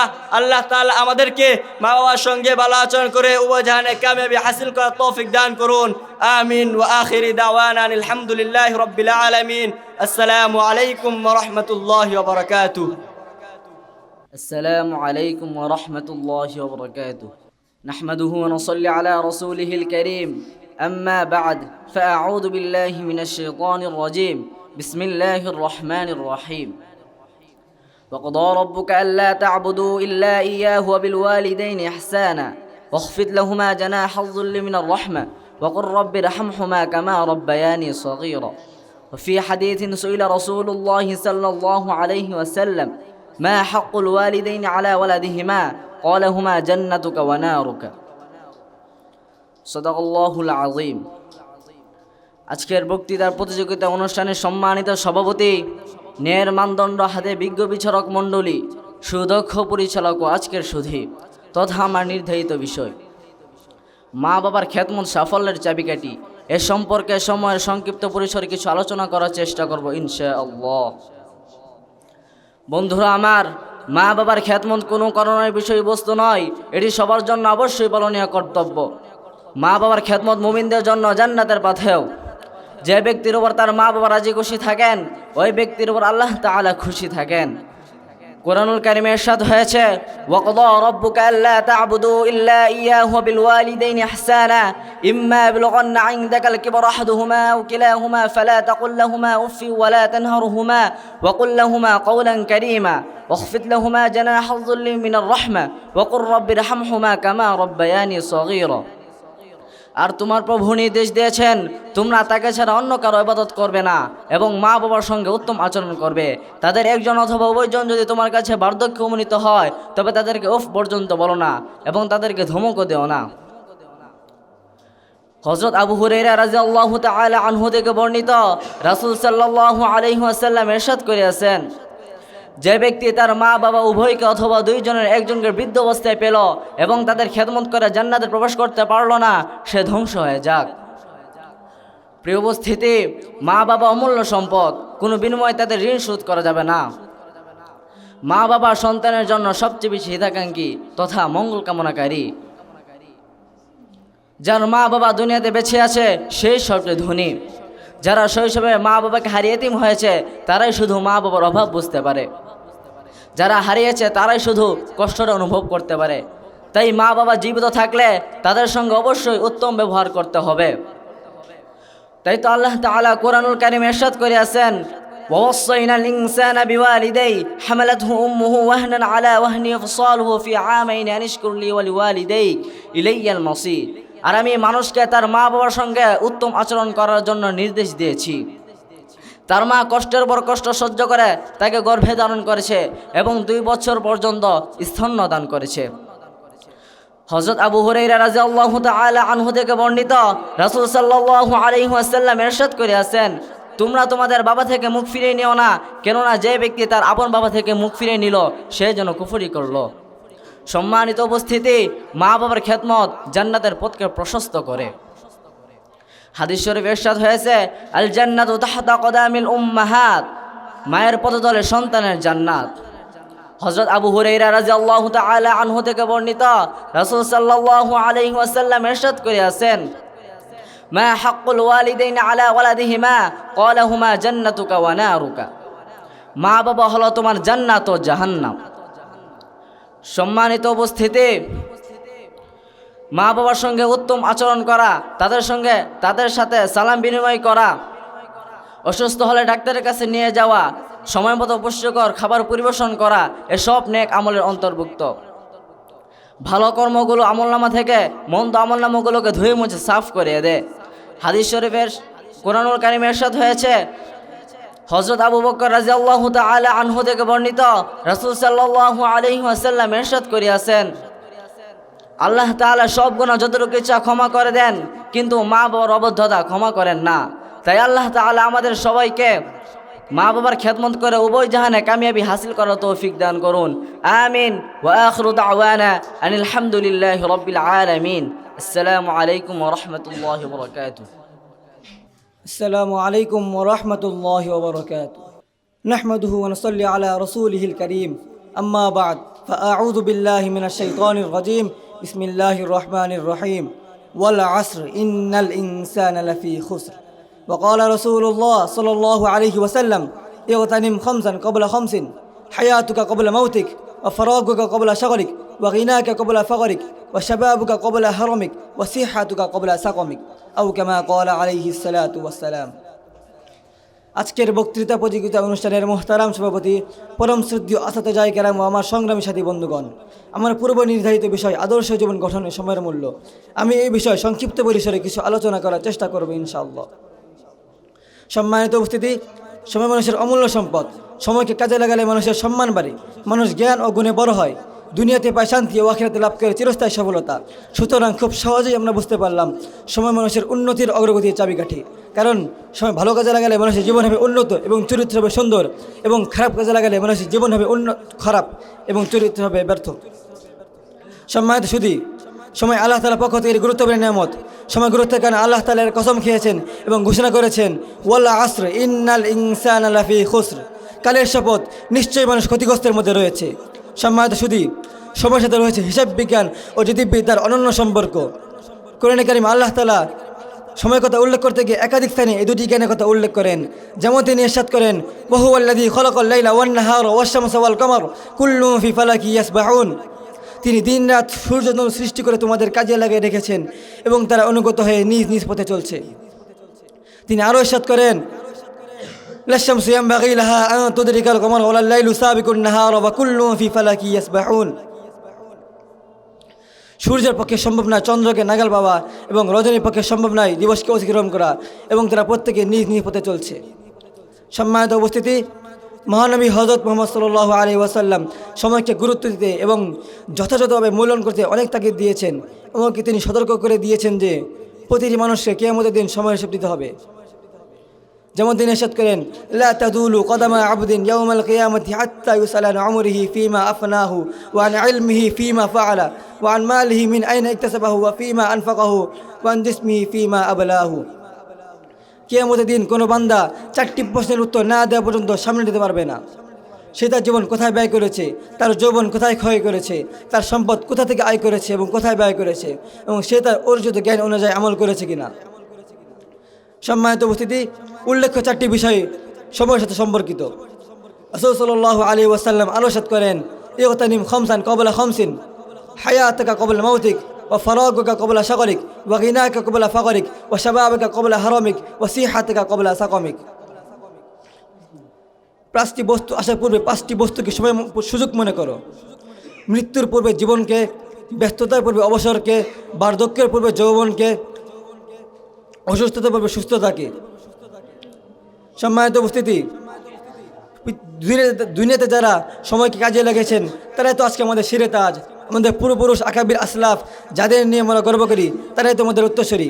তাই তো কবি আমাদের আকাবিদের সামনে বলেন, উলাইকা আবাই ফাজিনি বিমিসলিহিম ইযা জামাআতনা ইয়া জারিরাল মুজামিয়া। তারাই তো আমাদের উত্তরসূরি, যাদের নিয়ে আমরা গর্ব করি, দেখাও পারলে তাদের জুড়ি। সম্মানিত উপস্থিতি, সময় আল্লাহ তাআলার নিকট খুবই মূল্যবান জিনিস। এর মধ্যে তিনি সকল জিনিসের নিয়ন্ত্রণ করে থাকেন এবং তিনি সকল ইবাদতের সময় নিযুক্ত করে দিয়েছেন। তিনি নামাজের নির্ধারিত সময় নিযুক্ত করে দিয়েছেন। যেমন ইরশাদ করেন, ইন্নাস সালাতা কানাত আলাল মুমিনি কিতাবান মাওকুতান। নিশ্চয় নামাজ মুমিনদের জন্য একটি আবশ্যক পালনীয় কাজ নির্ধারিত সময়ে। তাই তো সময়কে কাজে লাগিয়ে সময় সদ্ব্যবহার করতে হবে। সময় হেলায় খেলা নষ্ট করা যাবে না। যদি আমরা সময় সদ্ব্যবহার করে সময়ের কাজে লাগাতে পারি, তাই আমাদের জীবন হবে আদর্শ জীবন। আল্লাহ তাআলা আমাদেরকে আদর্শ জীবন গঠন করার তৌফিক দান করুক। আমিন। ওয়া আখিরু দাওয়ানা আনিল হামদুলিল্লাহি রাব্বিল আলামিন। আসসালামু আলাইকুম ওয়া রাহমাতুল্লাহ। আসসালামু আলাইকুম ওয়া রাহমাতুল্লাহি ওয়া বারাকাতুহু। আলহামদুলিল্লাহ, আলহামদুলিল্লাহি কাফা ওয়া সালামুন আলা ইবাদিহিল্লাযীনা ইসতাফা। আম্মা বাদ, ফাআউযু বিল্লাহি মিনাশ শাইতানির রাজীম। বিসমিল্লাহির রহমানির রহিম। লাকাদ মান্নাল্লাহু আলাল মুমিনিনা ইয বা'আথা ফীহিম রাসূলাম মিন আনফুসিহিম ইয়াতলু আলাইহিম আয়াতিহি ওয়া ইউযাক্কিহিম ওয়া ইউআল্লিমুহুমুল কিতাবা ওয়াল হিকমা ওয়া ইন কানু মিন ক্বাবলু লাফী যালালিম মুবিন। ওয়া ক্বালা রাসূলুল্লাহ সাল্লাল্লাহু আলাইহি ওয়াসাল্লাম, বাদাল ইসলামু গরীবান ওয়া সায়াউদু কামা বাদা ফাতুবা লিল গুরবাই আও কামা ক্বালা আলাইহিস সালাতু ওয়াস সালাম। رئيس هذه الحفلة المباركة الميمون ومديرها البارئ وأميدها التعليم وأساتذتنا الإكرام، أرحبكم ترحيبا حارا من صميم قلبي. قمت أمامكم خطبة وزيدة حول الموضوع المعين، وهي أهمية المدارس القومية وتاريخها. أيها السادة، إن المدارس القومية في العالمة مقر عظيم ومهم، وتاريخها جميل وغميم، والمدرسة معناها في اللغة موضع الذي تدرس فيه، والمدرسة في البنغلاديش قسمان: الأول المدرسة الحكمية، والثاني المدرسة الأهلية. للدنيا ومهد كريم كما كريم العهد، أو كما قال عليه الصلاة والسلام: خيركم من تعلم القرآن وعلم. رواه البخاري. أيها العقلاء، إن المدارس القومية ليست باسم فقط، بل هو مركز التعليم والتعلم والتربية والتزكية والثقافة الإسلامية. منذ أيام طويلة وإنكم تعلمون أول المدرسة من المدارس اسمها دار العلوم دوباند الذي مزدهم في الهند، وهي أم المدارس ورأس المدارس. هي شريفة وكريمة ومجيدة. أيها المنتظرون الكرام، إنكم تنتظرون مدة طويلة وأنا وقعت في آخر الخطبة، وأقول لكم إننا فهمنا من هذه الخطبة أن المدارس القومية في كل هذا الزمان، والمدرس والدارس شريف في كل زمان. ادعوا الله أن يقيم المدارس القومية إلى الآخرة وينصرهما ما دام قائما. قولوا جميعا آمين. والسلام عليكم ورحمة الله وبركاته. السلام عليكم ورحمة الله وبركاته. الحمد لله حمد الشاكرين، والصلاة والسلام على سيد المرسلين، وبعد فقد عبر الله سنته في القرآن الكريم. أعوذ بالله من الشيطان الرجيم. بسم الله الرحمن الرحيم. واعبدوا الله ولا تشركوا به شيئا وبالوالدين إحسانا. وقال النبي صلى الله عليه وسلم: رضا الرب في رضا الوالدين، وسخط الرب في سخط الوالدين. فيا رئيس الحفلة الميمونة، ويا مديرها الماهر وقضاتها العادلين، والطلبة العظام الذين جلسوا أمامنا، أرحب بكم ترحيبا حارا. إنكم تعلمون موضوعنا اليوم، إنما هو بر الوالدين وحقوقهما. فإني قمت بين أيديكم لألقي عليكم خطبة وجيزة إن شاء الله. إخواني في الله، إن بر الوالدين في شريعة الإسلامية أمر عظيم ومهم، وعقوقهما اسم كبير، كما ورد في الحديث الشريف عن النبي صلى الله عليه وسلم قال: الكبائر الإشراك بالله وعقوق الوالدين وقتل النفس واليمين الغموس. رواه البخاري. إخواني في الدين، حقوق الوالدين على الولد كثيرة وغزيرة لا يؤديها أحد ولو صنع لهما حذاء بجلده. وقد جعل الله تعالى مكانة الوالدين بعد عبادته، وأمر الإنسان بإحسان والدين. واعبدوا الله ولا تشركوا به شيئا وبالوالدين إحسانا. إما يبلغن عندك الكبر أحدهما أو كلاهما فلا تقل لهما أف ولا تنحرهما وقل لهما قولا كريما، واغفر لهما جناح الذل من الرحمة وقل رب ارحمهما كما ربياني صغيرا. وقال النبي صلى الله عليه وسلم عن أبي أمامة رضي الله عنه أن رجلا قال: يا رسول الله، ما حق الوالدين على ولدهما؟ كثيرة وغزيرة لا يؤديها أحد ولو صنع لهما حذاء بجلده. قال: يا رسول الله، ما حق الوالدين على ولدهما؟ قال: هما جنتك ونارك. وعن أبي هريرة رضي الله عنه قال: جاء رجل إلى رسول الله صلى الله عليه وسلم فقال: يا رسول الله، ما أحق الناس بحسن صحابتي؟ قال: أمك. قال: ثم من؟ وقال النبي صلى الله عليه وسلم: قال: رغم أنف ثم رغم أنف ثم رغم أنف من أدرك أبويه عند الكبر أحدهما أو كليهما فلم يدخل الجنة. إخواني المستمعين، فقد طال الوقت وضرب الجرس، وفقنا الله تعالى أن نعمل بما سمعنا على طريق فدعوا الله. اللهم رب ارحمهما كما ربياني صغيرا. السلام عليكم ورحمة الله وبركاته. الحمد لله وحده، والصلاة والسلام على من لا نبي بعده.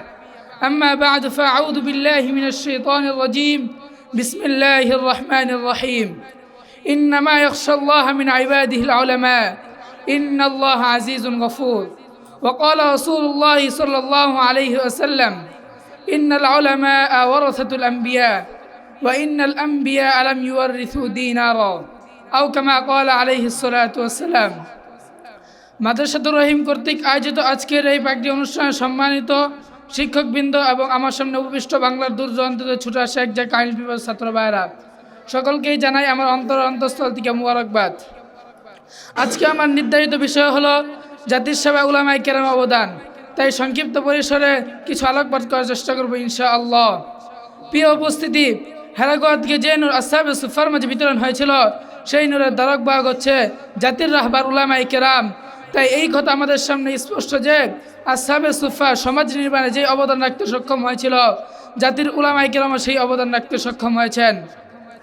প্রিয় সুধী, আমরা জানি সুশিক্ষার গুরুত্ব অপরিসীম, কেননা একটি আদর্শ সমাজ গঠনের জন্য যে মৌলিক বিষয় প্রয়োজন সেগুলোর সাথে সুশিক্ষার গভীর সম্পর্ক রয়েছে।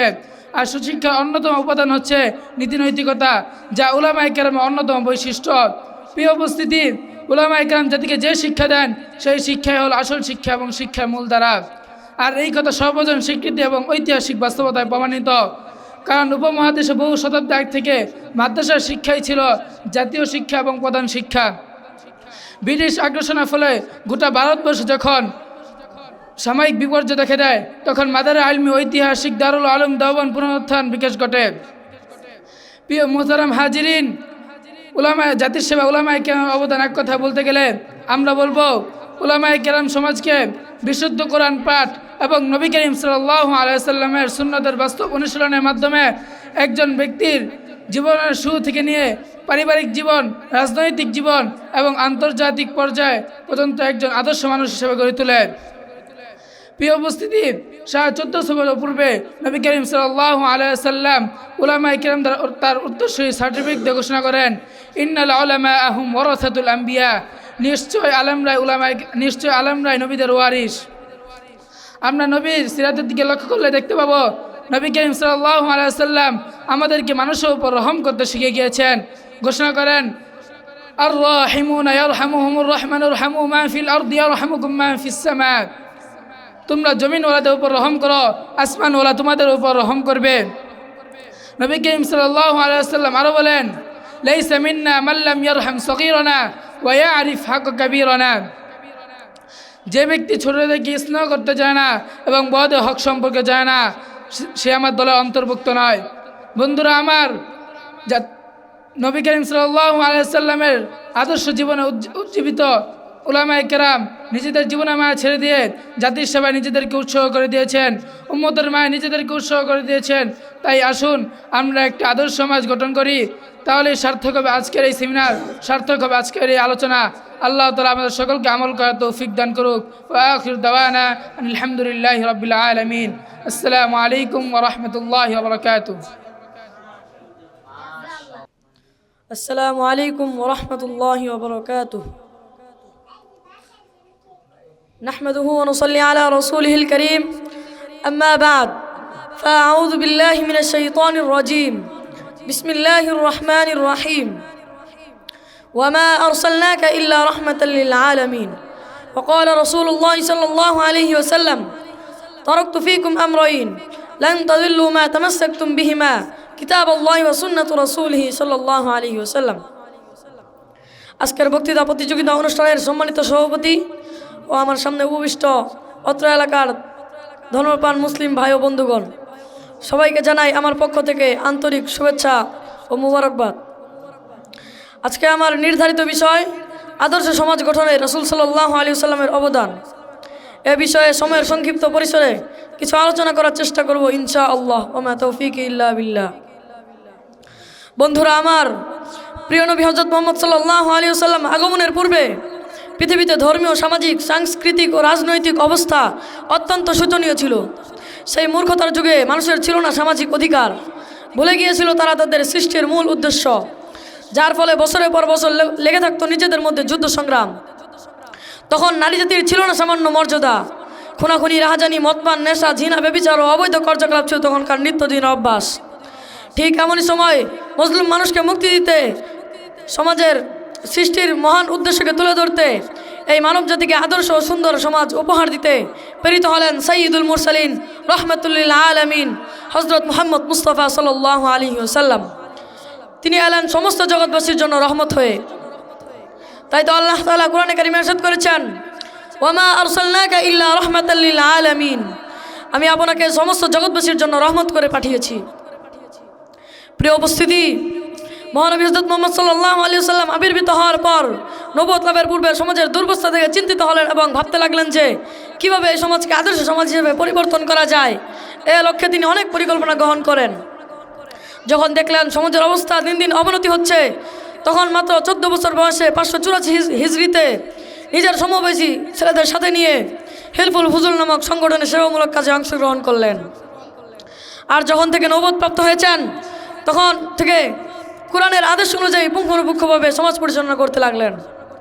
সাদা কালো, ধনী গরিব, উঁচু নিচুর ভেদাভেদ বৈষম্য দূর করতে আল্লাহ তাআলা কোরআন কারীমে ইরশাদ করেছেন, ইয়া আইয়ুহান নাসু ইন্না খলাকনাকুম মিন যাকারি ওয়া উনসা ওয়া জাআলনাকুম শুউবান ওয়া ক্বাবাইলা লিতাআরাফু ইন্না আকরামাকুম ইনদাল্লাহি আতকাকুম ইন্নাল্লাহা আলিমুন খাবীর।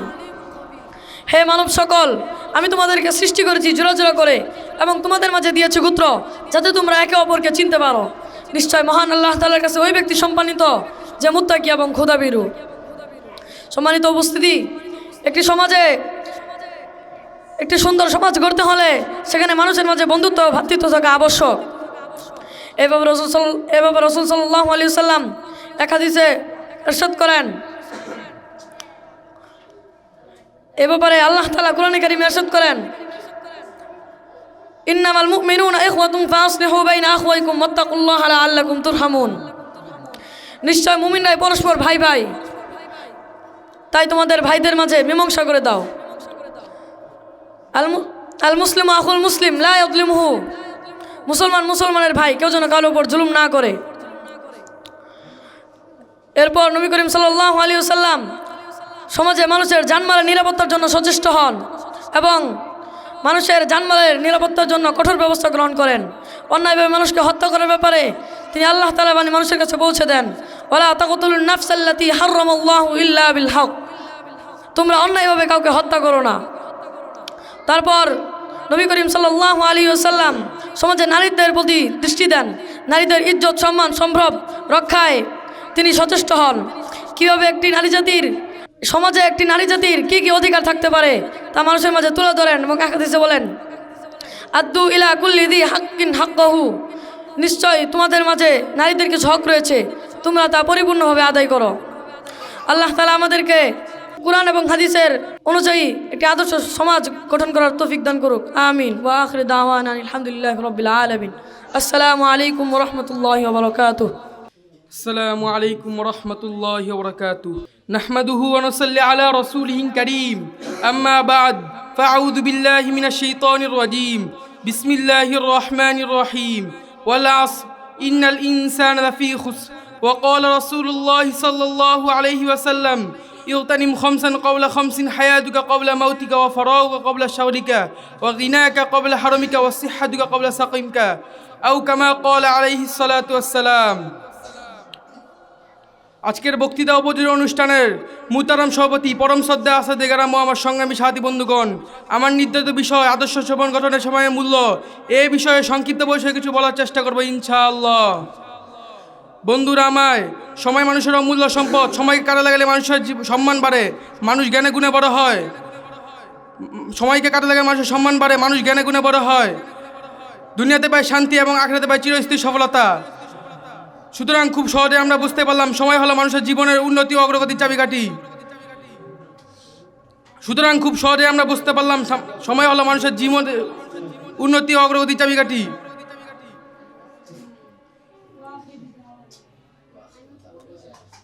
সময়কে ভালো কাজে লাগালে মানুষের জীবন উন্নত এবং চরিত্র হয় খারাপ, এবং খারাপ কাজে লাগালে মানুষের জীবন হয় ব্যর্থ আর চরিত্র হয় মন্দ। সময় আল্লাহ তাআলার পক্ষ থেকে একটি গুরুত্বপূর্ণ নিয়ামত।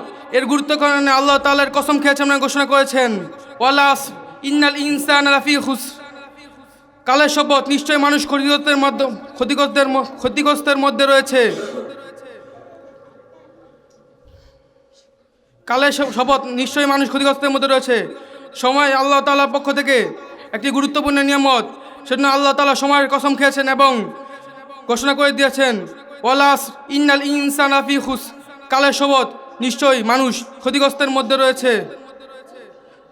সময়ের সাথে রয়েছে হিসাব বিজ্ঞান ও জ্যোতির্বিদ্যার অন্যান্য সম্পর্ক। আল্লাহ তাআলা কোরআনে পাকে সময়ের কথা উল্লেখ করতে গিয়ে একাধিক স্থানে এই দুই জ্ঞানের কথা উল্লেখ করেছেন।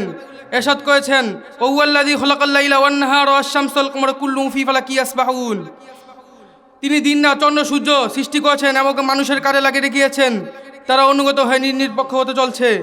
আরও ইরশাদ করেন, লাশ-শামসু ইয়ানবাগী লাহা আন তুদরিকাল কমারা ওয়াল লাইলু সাবিকুন নাহার ওয়া কুল্লুন ফি ফালাকি ইয়াসবাহুন, সূর্যের পক্ষে সম্ভব নয় চন্দ্রকে নাগাল পাওয়া, রজনীর পক্ষে সম্ভব নয় দিবসকে অতিক্রম করা, তারা অনুগত হয়ে নিরপেক্ষ হতে চলছে। মহানবী হযরত মুহাম্মদ সাল্লাল্লাহু আলাইহি ওয়াসাল্লাম সময়কে গুরুত্ব দিতে এবং যথাযথভাবে গুরুত্ব দিতে ইরশাদ করেছেন এবং তিনি বলেছেন, কিয়ামতের দিন প্রত্যেকটি মানুষের সময় হিসাব দিতে হবে। এবং তিনি ইরশাদ করেছেন, লা তাযালু কদামা আবদিন ইয়াউমাল কিয়ামাতি হাত্তা ইউসআলু আন ফিহি আফনাহু ওয়া আন ইলমিহি ফীমা ফাআলা ওয়া আন মালিহি মিন আইনা ইকতাসাবাহু ওয়া ফীমা আনফাকাহু ওয়া আন জিসমিহি ফীমা আবলাহু। কিয়ামতের দিন চারটি প্রশ্নের উত্তর না দেওয়া পর্যন্ত কোনো মানুষ সামনে এগোতে পারবে না। 1, তার জীবনকাল কোথায় ব্যয় করেছে। 2, তার যৌবন কোথায় ক্ষয় করেছে। 3, তার সম্পদ কোথা থেকে আয় করেছে এবং কোথায় ব্যয় করেছে। 4, তার অর্জিত জ্ঞান অনুযায়ী সে আমল করেছে কিনা। মহানবী হযরত মুহাম্মদ সাল্লাল্লাহু আলাইহি ওয়াসাল্লাম আরও ইরশাদ করেন, ইউতানিম খামসান ক্বাবলা খামসিন হায়াতুকা ক্বাবলা মাউতিকা ওয়া ফারাগুকা ক্বাবলা শাগরিকা ওয়া গিনাকা ক্বাবলা ফাকরিকা ওয়া সিহহাতুকা ক্বাবলা সাকামিকা। 5টি বস্তু আসার পূর্বে 5টি বস্তুকে সুযোগ মনে করে। 1, মৃত্যুর পূর্বে জীবনকে। 2, ব্যস্ততার পূর্বে অবসরকে। 3, দরিদ্রতার পূর্বে সচ্ছলতাকে। 4, বার্ধক্যের পূর্বে যৌবনকে। 5, অসুস্থ হওয়ার পূর্বে সুস্থতাকে।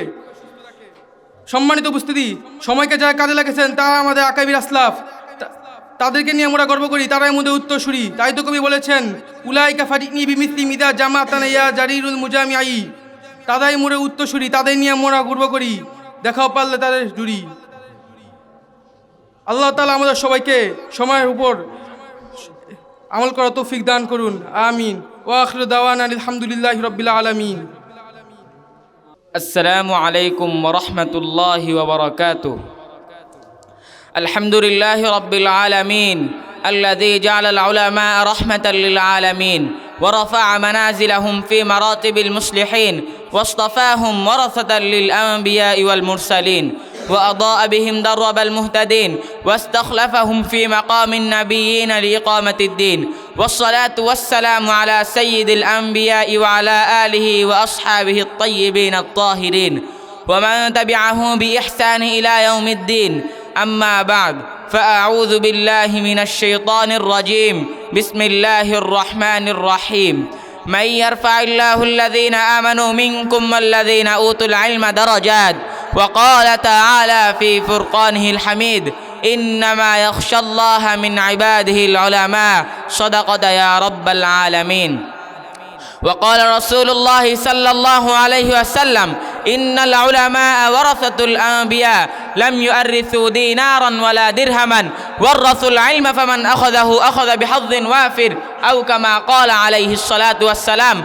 التحيات مني إلى رئيس هذه الحفلة المباركة الميمونة وحاكمي الحازق وطلبتي الأعزة. إنكم ستعلمون عن موضوع اليوم، ها هو ذا عن مفاخرة العلماء في خدمة الدين ومصلح الأمة وكشف الغمة. أيها الحاضرون الكرام، العلم الذي قسم بين أصحاب الصفة في غار هراء وأصبح مرور الزمان في أيدي العلماء الذين هم قادة الأمة وربانها، ومن الواضح كوضوح الشمس أن لهم دروا حيا ومؤثرا في بناء الأمة وخدمة المجتمع ومصلح الأمم. يعلمون القرآن والسنة ويدعون للحق بالحكمة والمحبة، يصبرون في التعليم ويربون القلوب على التقوى والتربية والأخوة. أيها السادة، نحن ندرك أهمية التعليم الجيد الذي لا يقدر بثمن، فإن التعليم يرتبط بجميع العناصر الأساسية التي تساهم في بناء مجتمع فاضل ومتقدم، ويعد التعليم من أهم هذه العناصر والأخلاق والقيم، وهي من أبرز صفات العلماء الكرام. أيها السامع الكرام، التعليم الذي يعطيه العلاء للشعب وهو التعليم الحقيقي، وهو أساس التعليم. هذه الحقيقة معروفة للجميع ومثبتة في التاريخ في البلاد الهندية. محترمون الحاضرون الكرام، إن فضل العلماء فضل عظيم لا يعرف قدره إلا من عرف نور العلم وذاق لذة الهدي وتربى لحاب القرآن والسنة. فإذا أردنا أن نلخص درو العلماء في كلمة واحدة فنقول إنهم الروح التي تنفخ في الأمة حياتها، وهم النور يبصر به الناس طريق الرشاد. فالعلماء هم الذين يعلمون الناس تلاوة القرآن تلاوة صحيحة، ويزكون الأنفس والتقوى، ويفتح أبواب الفهم لكتاب الله، ويغرسون في القلوب معاني القرآن والسنة وأسرار الحكمة، ويتبعون سلوكهم من هدي النبي صلى الله عليه وسلم في الحياة العملية. وبهذا النهج الرشيد يبنون الإنسان من أساسه، فيصلحون شأنه في الحياة الشخصية وفي علاقة الأسرية والمجتمعية والسياسية، ويمدون أثره إلى الساحة الدولية، فهم يصنعون للفضيلة والكمال وينتشلونه من مراتب المهيمية ليسكنونه في أعالي مقاطع الإنسانية والكرامة بسننهم.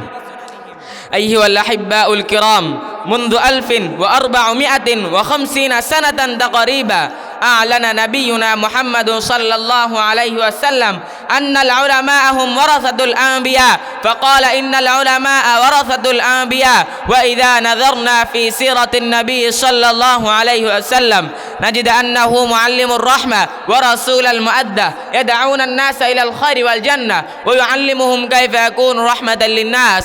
لقد ورث النبي صلى الله عليه وسلم هذا العلم وهذه الرحمة وهذه الرسالة العظيمة للعلماء ليكون من بعده مصابيح هدى ونبراس خير يهدون الناس من جميع الأنواع إلى طريق الرحمن والفتاح، ويعلمون دينهم بالحكمة والموعظة والحسنة والمحبة. أيها الإخوة في الله، إن علماءنا الأجلاء قد تشبعت روحهم بنور النبوة وارتقت قلوبهم من معارف السنة المطهرة، فكانوا مصابيح دجى ومنائر هدى، وقد عرضوا عن الدنيا وزخارفها وتجردوا الخدمة الشريعة، وآثروا مصلح الأمة على مصالح أنفسهم، فصدعوا في سماء الهداية كالشموس المضيئة، ويقومون المعوج يصلحون الفساد، ويبنون مجد الأمة بالعمل والعلم والإخلاص. فلنعمل من أجل خدمة الأمة وبناء مجتمع صالح، حينها سيكون ندوة اليوم ناجحة ونقاط اليوم مفيدة. نسأل الله تعالى أن يوفقنا جميعا للعمل الصالح، آمين. وآخر دعوانا أن الحمد لله رب العالمين. السلام عليكم ورحمة الله وبركاته. السلام عليكم ورحمة الله وبركاته. الحمد لله الذي جل شأنه وعل مجده وصدق بعده، قل غضبه عز عزه وكسر الرحمة، هز حلمه زل شركه ونشر رأفه، من عبده مد عبره وبسط العطفة. والصلاة والسلام على نبي الرحمة وشمس الهداية وخير النصيحة وأضل الأمة، وعلى آله وأصحابه الطريق النجوم الرفعة. أما بعد، بالله أستعيذ من الشيطان الرجيم. بسم الله الرحمن الرحيم. لقد من الله على المؤمنين إذ بعث فيهم رسولا من أنفسهم يتلو عليهم آياته ويزكيهم ويعلمهم الكتاب والحكمة وإن كانوا من قبل لفي ضلال مبين. وقال رسول الله صلى الله عليه وسلم: بدأ الإسلام غريبا وسيعود كما بدأ فتوبى للغرباء، أو كما قال عليه الصلاة والسلام. فيا صاحب الفضيلة، معالي الشيخ، زينة هذه الحفلة المباركة النيرة والأساتذة والعلماء والمشايخ، والضيوف الكرام، أهنئكم تهنئة مباركة من صميم قلبي على حضوركم الميمون، ونشكر منتظم الحفلة الذي بذلوا جهودهم في إقامتها. وإني قمت بين أيديكم لأخطب خطبة وجيزة وعربية ومهمة ومفيدة حول الموضوع ولها أهمية المدارس القومية وتاريخها. سأسعى أن أعبر أمامكم شيئا فشيئا إن شاء الله سبحانه وتعالى. أيها السادة، إن المدارس القومية في العالم مقر عظيم ومهم، وتاريخها جميل وغميم. والمدارس معناها في اللغة موضع الذي تدرس فيه. والمدارس في بنغلاديش قسمان: الأول المدرسة الحكمية، والثاني المدرسة الأهلية للدنيا. المعهد كريم كما كريم العهد، لأن النبي صلى الله عليه وسلم قال: خيركم ما تعلم القرآن وعلمه. رواه بخاري رحمه الله. أيها العقلاء، إن المدارس القومية ليست باسم فقط، بل هو مركز التعليم والتعلم والتربية والتذكية والثقافة الإسلامية منذ أيام طويلة. وإنكم ستعلمون أول المدرسة من المدارس اسمها دار العلوم دوبند، الذي مزدحم في الهند، وهي أم المدارس ورأس المدارس. هي شريفة وكريمة ومجيدة. ضيوفنا الكرام، لولا المدارس القومية لاشتغل الناس في الشرك وفي البدعة. لولا المدارس القومية لا يجد الناس عالما في القرى وفي المدينة. لولا المدارس القومية لا تسير سلسلة من الله إلى الآن. أيها الأحباب، إن المدارس القومية دار العلوم دوبند هي روح للمدارس القومية، قد قامت تحت ظل الشجرة من الرمان، والآن لها بناء كبير. ليس هذا نعمة الله تعالى بغيره. لما كانت دوبند تحت ظل الشجرة من الرمان كان فيها مدرس ودارس فقط، ثم اشتمل فيها دارس ومدرس. هكذا تقدمت دوبند إلى فلاحها ونجاحه، والله تقبل الدوبند للتعليم والتعلم كاملا. أيها المجتمع المثقف، إن المدارس القومية يجب عليها نشر الدعوة الإسلامية بين أمة المسلمة، ومدرسها تدرس طلابها التزكية والتربية والتهذيبية والتثقيفية والتنوية. نعم، هكذا يتمسك المدرس والدارس الشريعة الإسلامية. هكذا ينصح المدرس والدارس الناس من حياته البداية إلى النهاية. هكذا ينصح المدرس والدارس الناس إلى الهداية. إن المدارس القومية أيها الضيوفنا الكرام سلسلة رسول الله صلى الله عليه وسلم. كان هو يدرس صحابه في كل زمان، وكان صحابه يدرس في كل مكان، كما قال النبي الأمان: خيركم من تعلم القرآن وعلمه. رواه بخاري ومسلم وابن ماجه رحمهم الله. إن المدارس القومية ضيوفنا الكرام العلم السماوية أكرم عند الله من العلم الدنيا. جاء في كتابه الحق: إله الأولين والآخرين قال: وقل رب زدني علما. وقال تعالى: قل هل يستوي الذين يعلمون والذين لا يعلمون. وقال: ربي وربكم إنما يخشى الله من عباده العلماء. وقال رب الكعبة: يرفع الله الذين آمنوا منكم والذين أوتوا العلم درجات. أيها المنتظرون الكرام، انظروا إلى قصة دوبند. ليلا نام قاسم بن طوفي رحمهم الله، فحضر رسول الله صلى الله عليه وسلم في منامه، وأراه مكانا على الذي خطه ورسمه بيده، وقال: هذا حد المعهد، احفظ ما أعطيتك يا قاسم.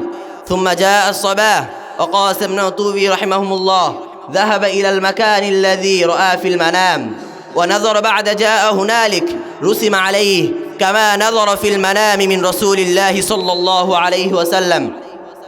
ثم قام فيه لتعليم العلم مدرسا، وغشي محمود لتعلم العلم دارسا. بارك الله في علمهما. هكذا تقدمت دوبند إلى فلاحها ونجاحه. هكذا تسير سلسلة المدارس القومية. أصحاب الفضيلة، إن المدارس القومية يمكث فيها منقنت للعبادة، الذين يحفظون كلام الله. إن المدارس القومية ينقص فيها قنات الذين يحفظون الحديث الشريف. أيها العقلاء، أهم أشراف أم لا؟ إنهم شريف كريم حسيب الجليل لا شبهة فيها، لأن النبي صلى الله عليه وسلم قال: يقال لصاحب القرآن: اقرأ وارتق ورتل كما كنت ترتل في الدنيا، فإن منزلتك عند آخر آية تقرأها. وعن أنس رضي الله تعالى عنه أن رجلا قال لرسول الله صلى الله عليه وسلم: يا رسول الله، أنا أحب هذه السورة، قل هو الله أحد. قال: إن حبها أدخلك الجنة. وعن أبي هريرة رضي الله تعالى عنه قال: قال رسول الله صلى الله عليه وسلم: وما اجتمع قوم في بيت من بيوت الله يتلون كتاب الله ويتدارسون بينهم إلا نزلت عليهم السكينة وغشيتهم الرحمة وخفتهم الملائكة وذكرهم الله في من عنده. أيها المنتظرون الكرام، هكذا فصل الله ورسوله شأن المدرس والدارس بين العالم، هكذا رفع الله شأنهما وعزهما في الدنيا والآخرة، وهو يجزي في الآخرة جزاء كريما. أيها المنتظرون المكرم، إنكم تنتظرون مدة طويلة، وأنا وقعت في آخر الخطبة أقول لكم: إننا فهمنا وتعلمنا من هذه الخطبة أن المدارس القومية مهم في كل زمان، ومدرسها ودارسها شريف في كل مكان.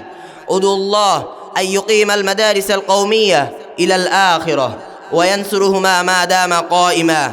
آمين. السلام عليكم ورحمة الله وبركاته. السلام عليكم ورحمة الله وبركاته. الحمد لله الرحيم الرحمن الذي جعلنا مسلما، أنزل عليه القرآن رحمة، وبعثنا محمدا نبيا خالق الدواب نافعا. أما بعد، فأعوذ بالله من الشيطان الرجيم. بسم الله الرحمن الرحيم. قل إن كنتم تحبون الله فاتبعوني يحببكم الله ويغفر لكم ذنوبكم والله غفور رحيم. وقال رسول الله صلى الله عليه وسلم: إن الدين عند الله الإسلام. Dear audience, my respected teachers and honorable chief guest and honorable chairman and other guests, Assalamu alaikum wa rahmatullahi wa barakatuh. First of all, I thank all of you for attending today's English speaking program.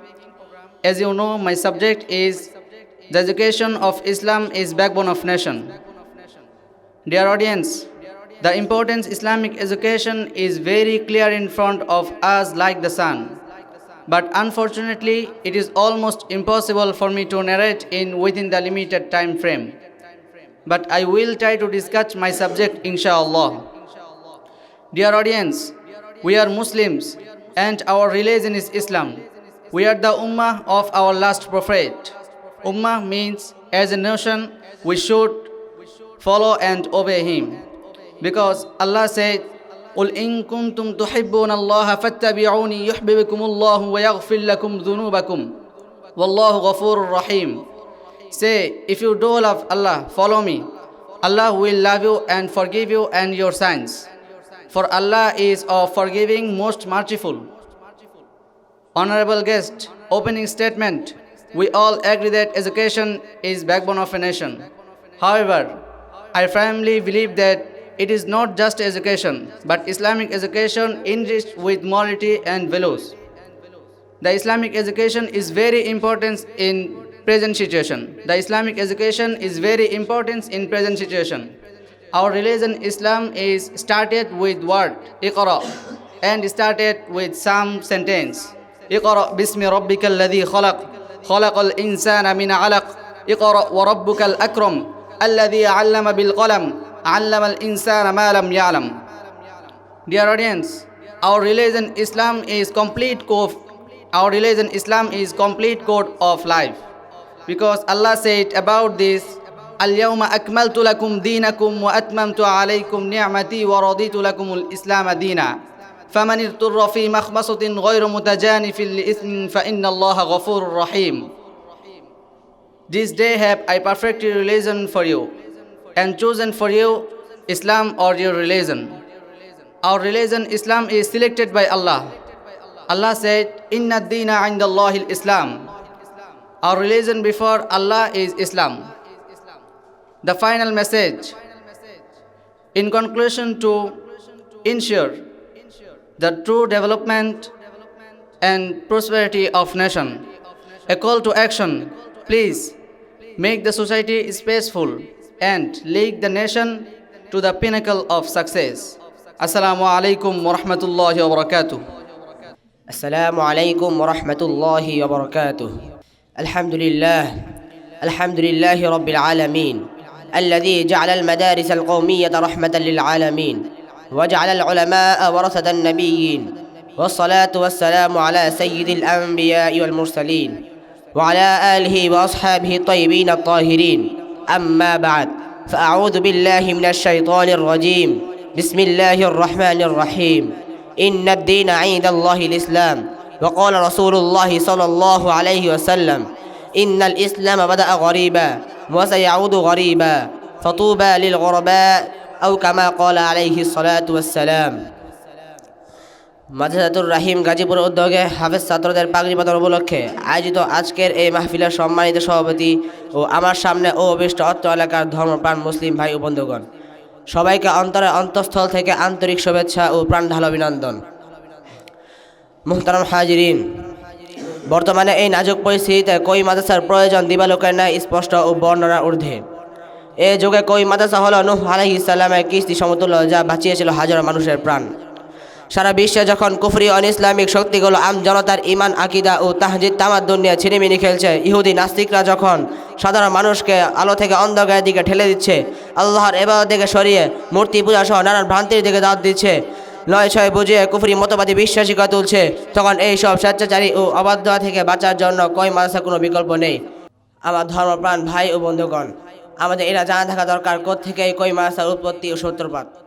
দ্বীনি ইলম, ইসলামী তাহজিদ তামাদ্দুনের সংরক্ষণ ও প্রচার প্রসারের মূল উদ্দেশ্যকে সামনে রেখে আল্লামা কাসেম নাওয়াতুবির নেতৃত্বে আজাদী আন্দোলনে অগ্রসরণী যুগ শ্রেষ্ঠ বুজুর্গদিনের হাতে ভারতের উত্তর প্রদেশের সাহারানপুর জেলায় দেওবন্দ নামক জনপদে 1866 খ্রিস্টাব্দে প্রতিষ্ঠিত হয় কই মাদ্রাসার সূত্রপাত। সেই ধারাবাহিকতায় এর পথ চলা শুরু হয়।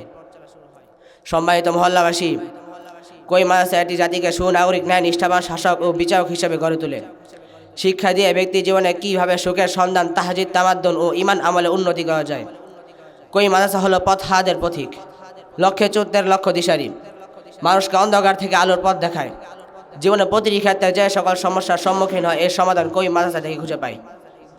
মুহতারাম হাজিরিন, উক্ত আলোচনা দ্বারা প্রতীয়মান হয় কই মাদ্রাসার কোনো বিকল্প নেই। অতএব আমরা পাড়ায় পাড়ায়, মহল্লায় মহল্লায় কই মাদ্রাসা দুর্গ প্রতিষ্ঠা করি এবং চিরস্থায়ী সমাধান খুঁজে নেই। আল্লাহ আমাদেরকে তৌফিক দান করুন। আমিন। ওয়া আখিরু দাওয়ানা আলহামদুলিল্লাহি রাব্বিল আলামিন। আসসালামু আলাইকুম ওয়া রাহমাতুল্লাহি ওয়া বারাকাতুহু। السلام عليكم ورحمة الله وبركاته. نحمده ونصلي على رسوله الكريم. أما بعد، فأعوذ بالله من الشيطان الرجيم. بسم الله الرحمن الرحيم. وما أرسلناك إلا رحمة للعالمين. وقال رسول الله صلى الله عليه وسلم: تركت فيكم أمرين لن تضلوا ما تمسكتم بهما، কিতাব আল্লাহ ওয়া সুন্নাত নবিয়িহি সাল্লাল্লাহু আলাইহি ওয়াসাল্লাম। মাদ্রাসাতুর রহিম কর্তৃক আয়োজিত আজকের এই পাগড়ি প্রদান অনুষ্ঠানের সম্মানিত সভাপতি, বিজ্ঞ বিচারক, সুদক্ষ পরিচালক ও আজকে আমার সামনে উপবিষ্ট আমার বন্ধু ও ভাইয়েরা, সবাইকে জানাই আন্তরিক অভিনন্দন ও মুবারকবাদ। প্রিয় বন্ধুরা, নির্ধারিত বিষয় আদর্শ সমাজ গঠনে রাসূলুল্লাহ সাল্লাল্লাহু আলাইহি ওয়াসাল্লামের অবদান, এ সম্পর্কে সময়ের সংক্ষিপ্ত পরিসরে কিছু আলোচনা করার চেষ্টা করব ইনশাআল্লাহ। প্রিয় সুধী, মহানবী হযরত মুহাম্মদ সাল্লাল্লাহু আলাইহি ওয়াসাল্লামের আগমনের পূর্বে পৃথিবীতে ধর্মীয়, সামাজিক, সাংস্কৃতিক ও রাজনৈতিক অবস্থা অত্যন্ত শোচনীয় ছিল।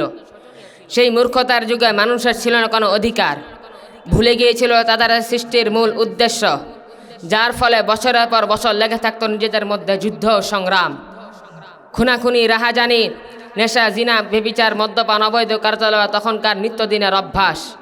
দরিদ্র ও নিঃস্ব জনগণের রক্ত শোষণের জন্য সমাজের মধ্যে প্রচলন ছিল সুদ নামক হাতিয়ার।